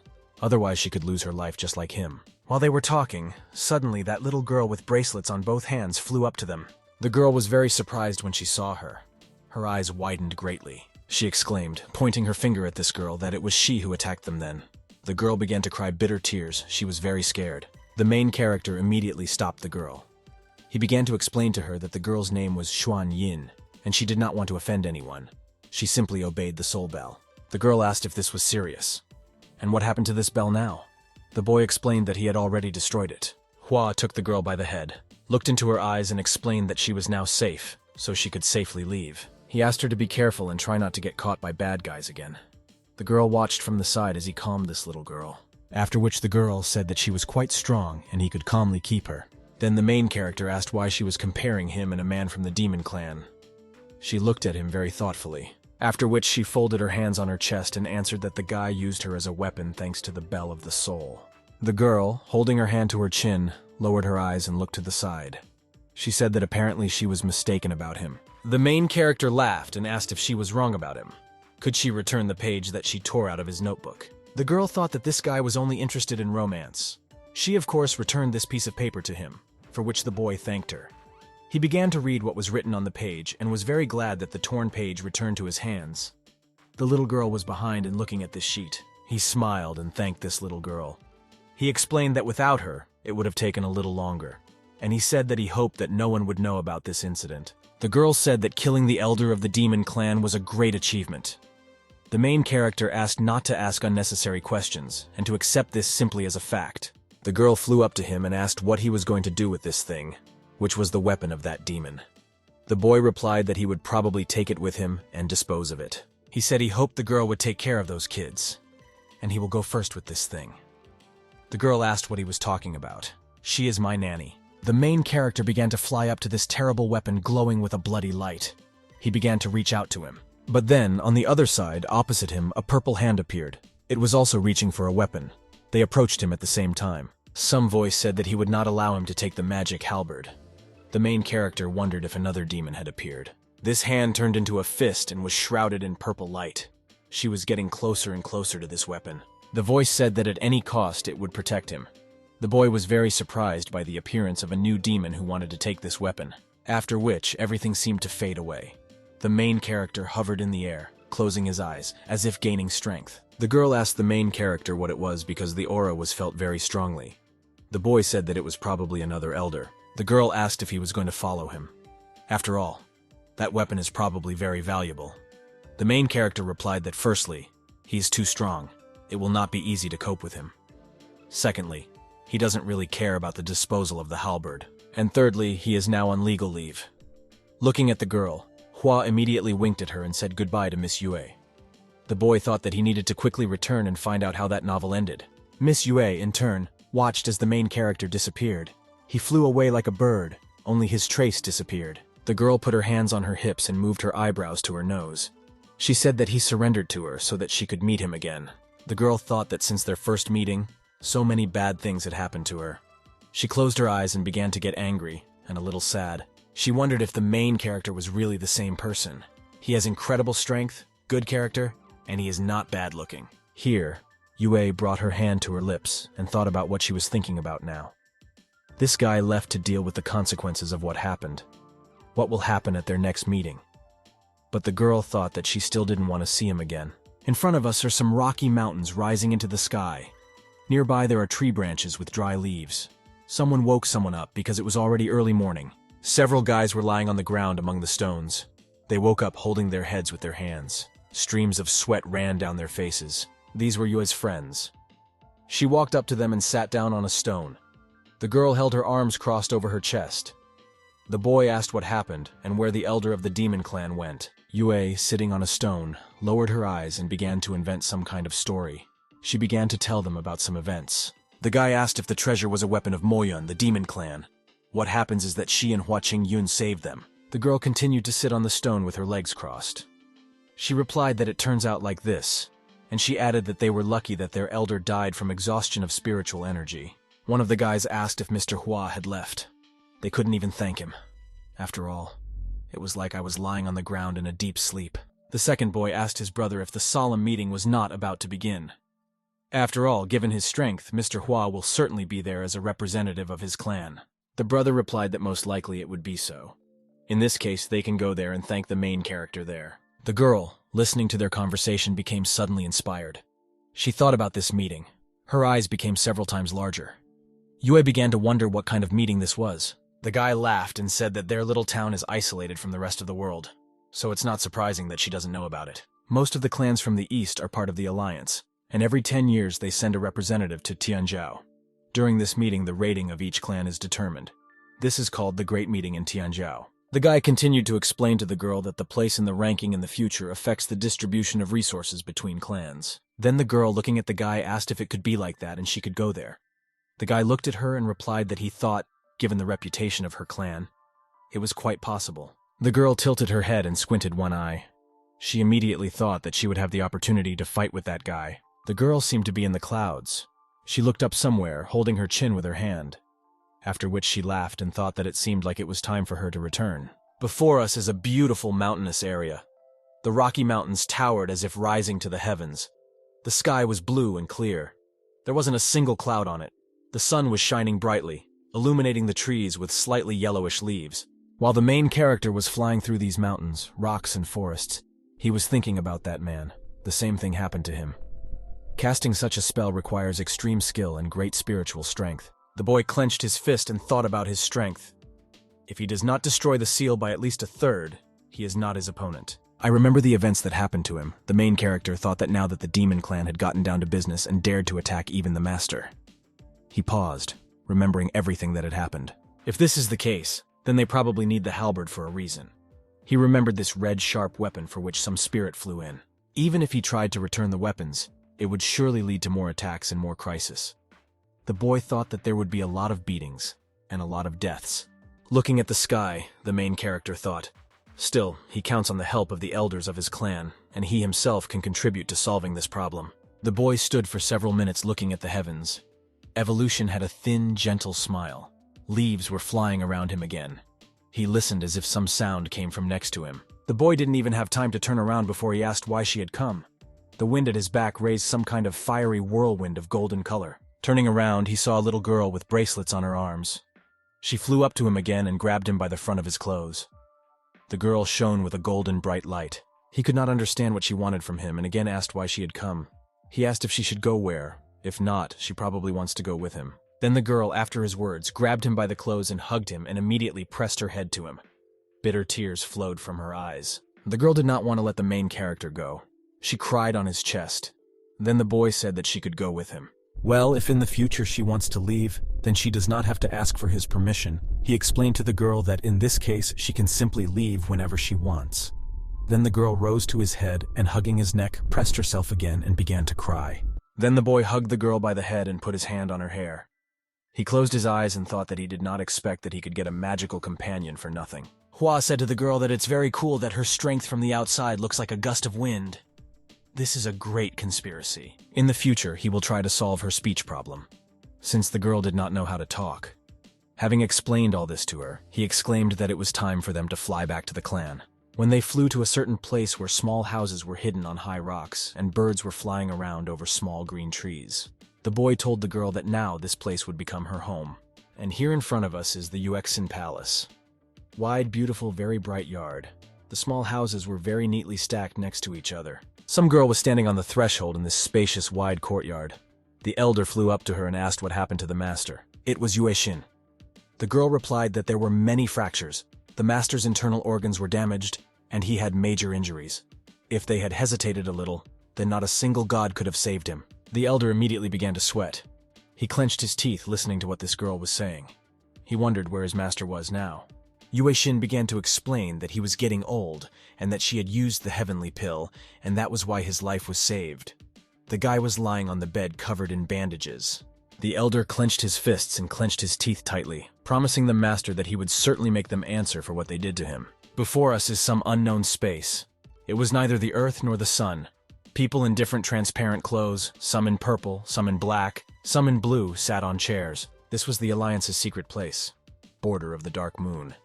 At the head sat the eldest of the Purple Spirit Clan, Zixuan, the fourth level of ascent to truth. The gray-haired, bearded old man, lowering his gaze, asked Brother Wen why he called them all. The guy answered, addressing the ladies and gentlemen. It was the elder of the Ching Yun sword clan, Wen Jian, the sixth level of ascent to truth. He said that it was no secret that the Moan clan had become very active over the past few days. As soon as he crossed the borders of Ching Yun Prefecture, he immediately attacked him. In addition, Mo Xuan, the clan elder, began to improve the information of the bloody demon warrior. He thinks they all understand exactly what that means. Those sitting around listened very carefully to what the boy was saying. He exclaimed that even though the disciples of his clan could not return the devil fruit, they returned the bloody soul pearl. He instructed Master Gu to personally deliver her to the Alliance. However, he was attacked by a man from the demon clan. The sphere was stolen, and the master himself was seriously injured. His Tao is also damaged. The gray-haired old man asked if Master Gu's injuries were really that serious. Few people can match his level. How did he get so damaged? The other man said that Master Wen was right. The question was really serious. It was the elder of the Taishu clan, Yun Yu, the ninth level of ascent to truth. He said that they probably have their own informant inside the Alliance. Today, he recommends that all elders conduct a thorough examination among their disciples. It is necessary to prevent the impending catastrophe and get rid of the problem at the root. If Mo Yun found out about their intentions, Yun Yu began to explain that he was sure that they would not sit idly by. Looking at Master Wen, the man asked if he agreed with his proposal. Master Wen rose from his chair and bowed before the man. He stretched out to his full height and replied that he, as one of the elders, was willing to obey his order. He clearly promised to personally investigate. The elder of the Yuan Shin clan, Yun Yuxin, entered the conversation. The fourth level of ascent to truth. He said that just a few hours ago news came from the students of his clan. At the Yungshin mountain range, they met an elder of the demon clan. He attacked them, depriving them of their spiritual strength, their lives hanging by a thread. However, the elder was weakened due to the fact that the ancient treasure had sucked all his life force out of him. As a result, a disciple from another clan and a guy named Ching Yun joined forces to kill him. Wen was very surprised to hear about the main character. He thought that the boy should be on vacation. How did he end up there? Yun Yushin immediately turned towards the master and, looking at him, asked if he knew this guy. Then the master began to explain to him that in his clan there was a student with the same name, but his level could not be as high as that boy's. Looking towards the others, he exclaimed that this guy must have just been helping others. He said that he would question him upon his return. One of the meeting participants said that due to the increased activity of the demon clan recently, they are forced to take action as soon as possible. It was the elder of the Starry Sky clan, Su Shin, the 8th level of the Purple Palace. He thinks that some adjustments will need to be made to their bylaws to encourage the interest of students and clans, and asked what they all thought about it. The gray-haired bearded master said that since the creation of the Alliance, the rules have been revised only 3 times.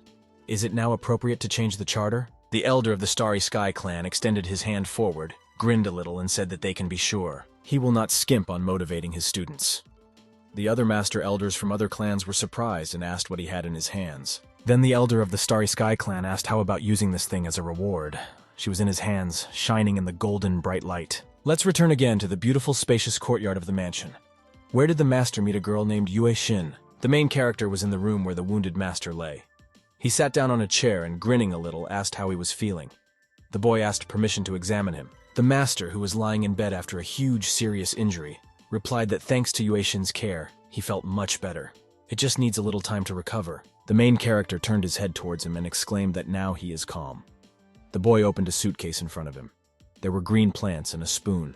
Hua began to heat the plant with this spoon and pour it into the cup. He explained to the master that he carefully cultivated these tea leaves, after which the main character began to fill these leaves with water. He told the master that this water was taken straight from the spring. The boy handed the cup of tea to the master. He explained that a cup of such tea would restore his spiritual strength. The main character came closer to the bed of the wounded master and handed him a cup of magical aromatic tea. The wounded master, of course, took this drink from him. The protagonist's delicious tea was in demand. No one would refuse such delicious aromatic tea. She took a sip and immediately praised it. The master said, looking at Ching Yun, that he should use the time he spends on plants for his own cultivation. Its level is still too low. Sitting a little on the bed, the man thought and told the boy that among the students he was perhaps at the lowest level. The main character lowered his gaze and began to get a little nervous. He tried not to show it. But I thought about what started again. He decided to release some spiritual power. The boy told the master that he had risen to the 8th level recently. As he spoke, he lit up with bright blue flames. The master immediately perked up and looked at the boy. He couldn't believe his words. The master's eyes immediately increased several times in size. The master asked how this could be if 5 years had already passed since his last breakthrough. Crossing his arms over his chest, he asked to look at his sister. She was training hard to achieve her goal. Hua laughed, waving his hand to the side, and promised the master that he would train harder. The master asked him to stop making fun of him. Sitting with a cup of tea, he said that as his teacher, he knows that the boy does not like to hear about such banal things. Surely he visited him for a reason. After these words, the main character immediately turned around and ran towards the exit. He asked the teacher to rest, but he had to leave. The master began to stop him. He told the main character that he was wounded by one of the people of the demon clan. He almost died. But the jade pendant he gave him protected him from the deadly attack. Then there was a sudden flash of light that injured the attacker and allowed him to escape. The master asked Ching Yun to tell him the truth. Is he hiding something from him? For example, your true level, or some kind of sealed power. Something like that. The boy thought about what to answer the master. And laughing, he asked if he was talking seriously now. Would he be able to hide his level from him in his head? Then the master, holding his chin with his hand, said that this was also true. He's not very diligent. He doesn't think he could pull off something like that. And when he laughed, he was already convinced of this. Well, then he asked what about the jade pendant. The main character laughed and replied that he found it in a treasure chest. He felt that it exuded an unusual aura, so he decided to give such a precious thing to the teacher. The master, lowering his gaze, said that the boy had accidentally picked up a real treasure. This jade pendant probably contains the energy of a sword of incredible power. If it weren't for him, he would have been dead a long time ago. This is how the master's praise towards the main character sounded. The boy, holding his head with his hand, looked at the master and asked him what it was. He wanted to tell him something again, but then suddenly the master turned around and tried to hit the main character. The boy managed to dodge, but a little slowly. Looking at the master, he asked what he was doing. The main character smiled a little. Well, he was sweating seriously. The boy thought that he seriously wanted to test him like that. After this, the master laughed and exclaimed that for the 8th level his reaction was not sharp enough. He seemed to have reassured himself about something. Your suspicions about the main character. Hua said that he had nothing to do with the master. He had a book sticking out of his bosom. Suddenly she fell straight onto the master's bed. A couple of pages were bent slightly, revealing the book. The man immediately noticed this book and slightly reached out to it with his hand. His gaze froze on this manuscript as if he thought what it could be like. The main character immediately blushed and became very worried. Beads of sweat ran down his face. He was very embarrassed. The master's hand has already reached out to this book. The boy simply did not expect that he would drop this book right on the bed. And then he quickly began to pick up the notebook. He put it back in his bosom, and closing his eyes, he explained to him that this was his little hobby. The boy blushed seriously. The master, in order not to embarrass him, turned away a little and waved his hand, saying that he could already leave if he wanted. After which he gave him instructions. He asked the boy to practice more and read less nonsense. Hua thought it was very strange that he wouldn't even scold him. The main character looked at him with a suspicious look, as if expecting him to scold him. But the master looked at him back and asked if he was still here. Then the boy said that he was already leaving and turned around and headed towards the exit. The master remained lying in bed, looking down. When the main character left, the master immediately rushed to pick up the blanket. Under the blanket there was exactly the same book as the boy's. Taking it in his hands, he looked at the book. He didn't think he would like the work he wrote. Considering that this book is from a limited edition and is also autographed, we can conclude that this is exactly what he spent his vacation on. After all, the master collected everything piece by piece and tried to put each puzzle together to paint a picture. Closing his eyes, he thought that it was better for the boy not to know about this. Before us again is a beautiful bright mansion, which is located among the forest thicket and mountainous terrain. The masters were sitting inside and the main one walked between them, saying that they had probably heard that the rules of the alliance would be changed. The head of the Fengling Hall, Feng Teng Liang, told the head that they had already discussed this at the last meeting. He asked if the head was sure about this. Then the head raised his finger and replied that of course he was sure. They need to test their students. The following changes were adopted by a margin of 7 votes to 3.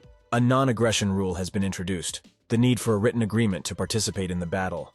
The master described everything in detail. Another rule is the prohibition of revenge for those killed in battle by his clan brothers and sisters. Everyone present listened carefully to the changes in the alliance's plan. The master listed all the points and began to wait for what the others would say. Blue Moon Hall Master Lan Tong spoke first. He said that all the students who will take part in the competition are true geniuses. Their death will be a great loss. The head replied that his concern was not unfounded. Well, attacks from the demon clan had become more frequent. To cope with a possible crisis in the future, the younger generation must quickly learn from their experience. Then the head of the hall, Yuan Shin, Tong Gang, decided to speak.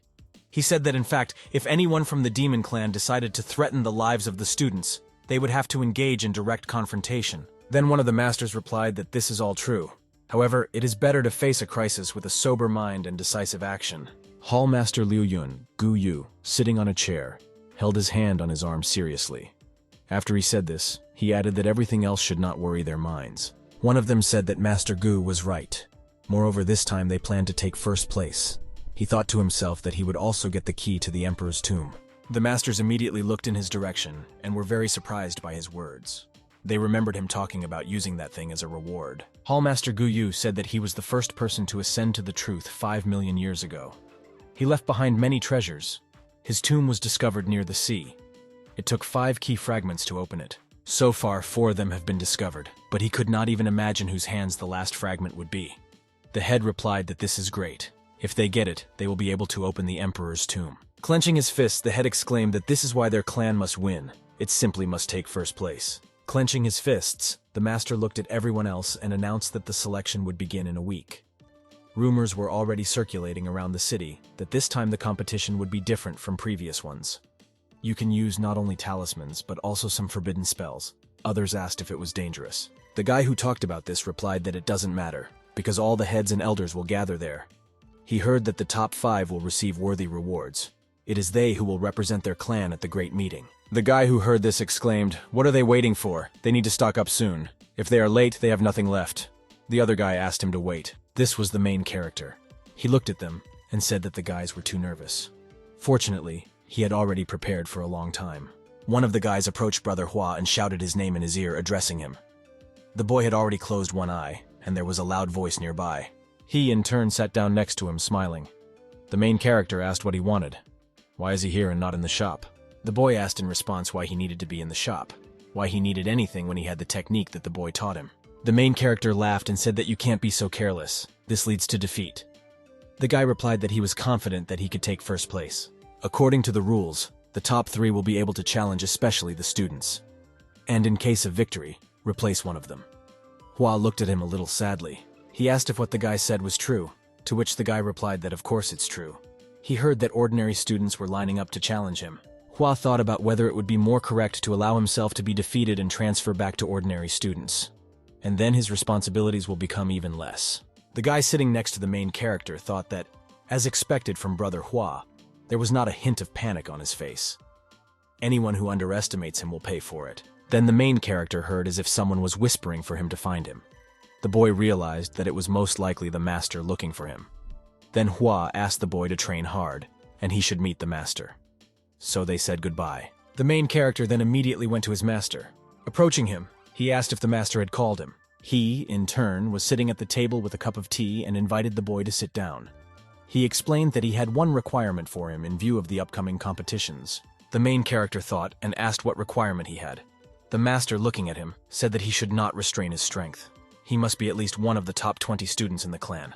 The boy immediately crossed his arms over his chest and exclaimed that this is impossible. This is absolutely impossible. He thought about it and decided to take the opportunity to become an ordinary student again. The master said that there are 50 true disciples in their clan. He is confident that entering the top 20 will not be difficult for him. The boy answered the master that if he were really strong, would his level be so low? The master, looking at him, asked Ching Yun if he had forgotten why he accepted him as his student. He, like his teacher, still hasn't forgotten the ball technique that he used then in the ring. The master continued to explain to the boy that his strength is not at all inferior to that of a true student. He remembered how the boy fought. The main character thought that he should have restrained himself then. I didn't think that 10% of the force would cause such a wave of destruction. The boy lowered his head down, looked away, and told the master that then it was a simple accident. Now, even if necessary, he will not be able to repeat it. Then the master, moving his eyebrows to his nose, lowered his head and asked the boy if he really wanted to refuse his teacher. The main character stretched out to his full height and told the master that he really couldn't. But he thought that no one would stop him from becoming an ordinary student again. The boy again began to explain to the master that his strength was too small. Then the master, holding the book with his hand, grinned and asked if he really couldn't. The main character did not expect this turn. The master's hand lay on the same book as his. He just blushed and didn't know what to answer.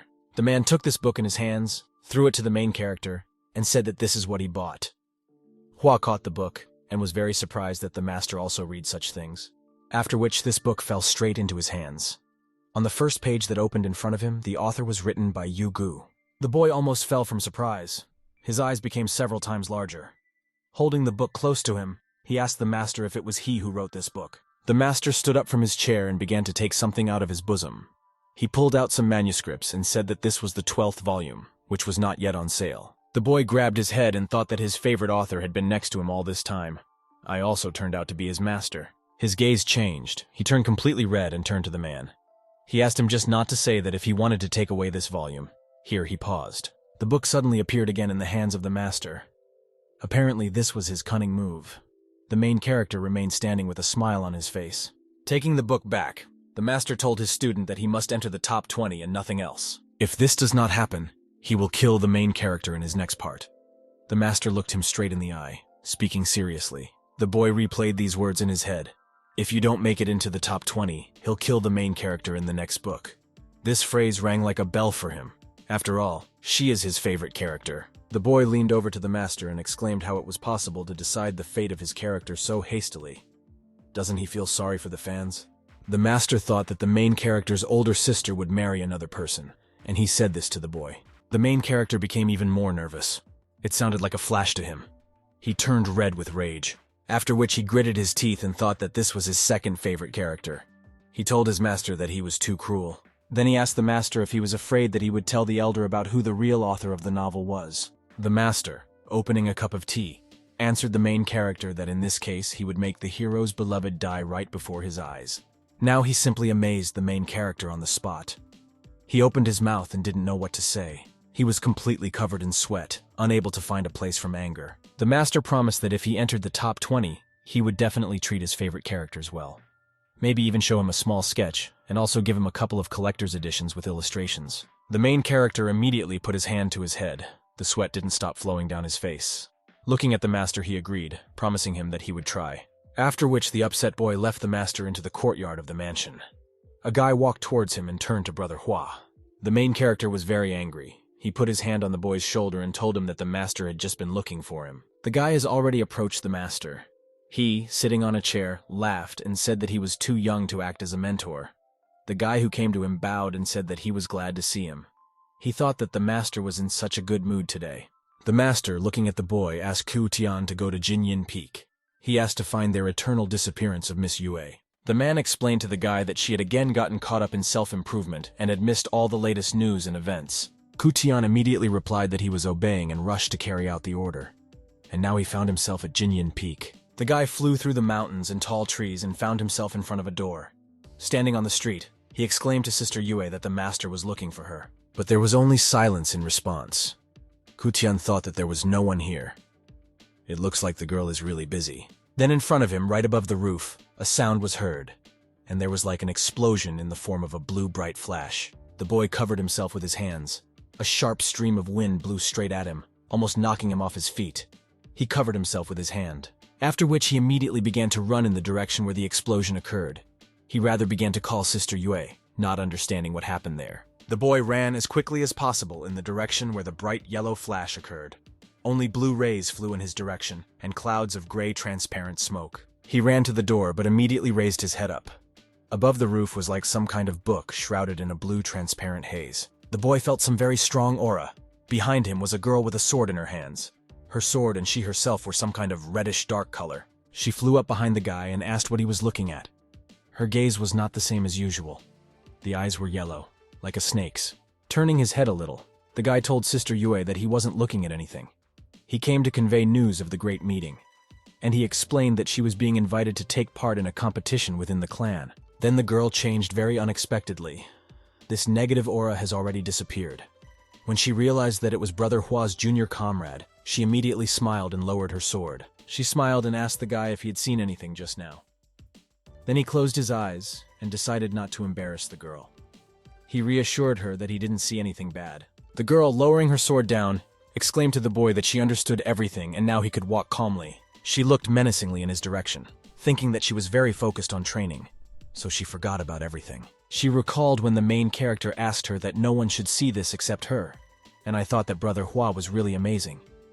In recent days, she feels that she has become much stronger. If she were now fighting such bloody puppets that attacked them back then, it would be completely different. The girl thought that how strong she had become now, she would now tear these puppets into pieces. Sister Yue decided that she needed to devote more time to practice, and she told Brother Hua to herself that she would definitely catch up with him soon. The main character, meanwhile, was already in the yard.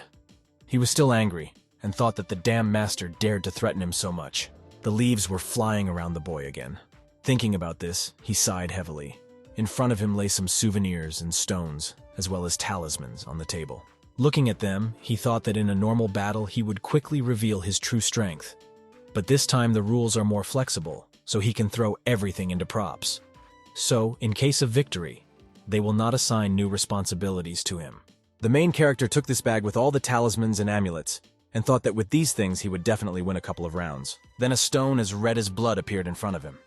Looking at it, the boy thought that this rare jade was an excellent option. Holding a bag of talismans in one hand, he reached for this stone with his other hand. He heard a voice. It was as if the stone was talking to him, asking him to touch him. Then he promised to do whatever the guy wanted. The stone offered to pour its spiritual power into him, and it would give him luck that would reach heaven. He promised to give him everything he could think of. The main character thought. The stone kept pushing him to touch it. It was as if he was luring him into his snare. The stone again whispered to him, pour a little spiritual energy into him, for which he will receive endless power. He asked the boy to touch him. Then Hua pulled his hand away from the stone, throwing it to the ground. He exclaimed for the stone to touch itself, and sending him to hell, he said that he would break him if he did not calm down.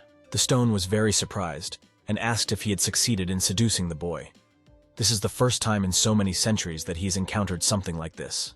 Then the main character, holding his chin with his hand, realized that the stone was embarrassed, and he said that the stone looked like a pop-up spam window. Lost in thought, he looked carefully at the bloody stone. The boy asked him what he was all about. Then the stone rose up and glowing answered that he was a Venerable Ruler, a demon of heaven, and he called himself a great master. The boy listened to everything the stone said and asked what kind of great master he was. He said he had never heard of such a thing. The stone began to get nervous and explained that he came here with the devil himself. He left, but the stone remained. All monks in the world should address him as Lord. The main character, after listening to the bloody stone, realized that he had been abandoned. The stone began to get angry at the boy again. He asked how dare he insult him, and he began to persuade him to pour some spiritual energy into him again. Then he would show what he was worth. The boy smiled back at the stone, and holding his chin with his hand, asked if he had any secret. The stone approached him as close as possible and asked if the boy dared to touch him. Then the protagonist's hand reached out to the stone and he touched the bloody stone with one finger. He asked why he couldn't dare. The boy glowed with blue bright rays like a flame. This blue flame mixed with some purple bright lightning that was approaching it. A heavenly jade void appeared. Large purple-black lightning bolts flew around the blue shell that was on the main character. It was as if they had turned into some kind of monster. A purple human face appeared in front of the boy. He laughed and asked why all people are so stupid. The main character glanced at him and said that he told him that he looked so pathetic. Does he really not even have his own body? Then the monster's face approached the boy. He had huge, sharp fangs like sabers, and the stone shone on his forehead. He asked how dare human trash like him talk to him Moan like that. The boy crossed his arms over his chest and asked if he had changed his name. The monster asked not to talk nonsense. Tianmo race, Moan is a position. Mr. Tong Tianyu honorary title. The boy immediately began to yawn and ask why everything was so complicated. Since his body is purple and he is a demon, he can simply be called a purple demon. The purple demon's face with huge sharp fangs began to get angry. He asked not to call him that. Then the boy smiled and replied that it would be the purple demon. The purple face exclaimed that this child was pitiful. The monster exclaimed that he had very little time left to behave so arrogantly. Does he really think that since he got here, he can do whatever he wants? Then the main character asked how he could leave here then. The demon said that the first option was to get his permission, but not in his case. The second option is to bargain with him. Wealth, beauty, land, position. He asked the boy what he needed from all this. Then the main character, putting his hand on his heart, asked the demon to give him several years of life. And he asked if he could do it. Then the demon replied that he couldn't do that. The main character looked at him with pity and called the demon trash. The demon, lowering his gaze, asked if he had any other desires. Then the main character, holding his chin with his hand, asked if he could give him a couple of volumes of his favorite novel so that he would be the first to read everything.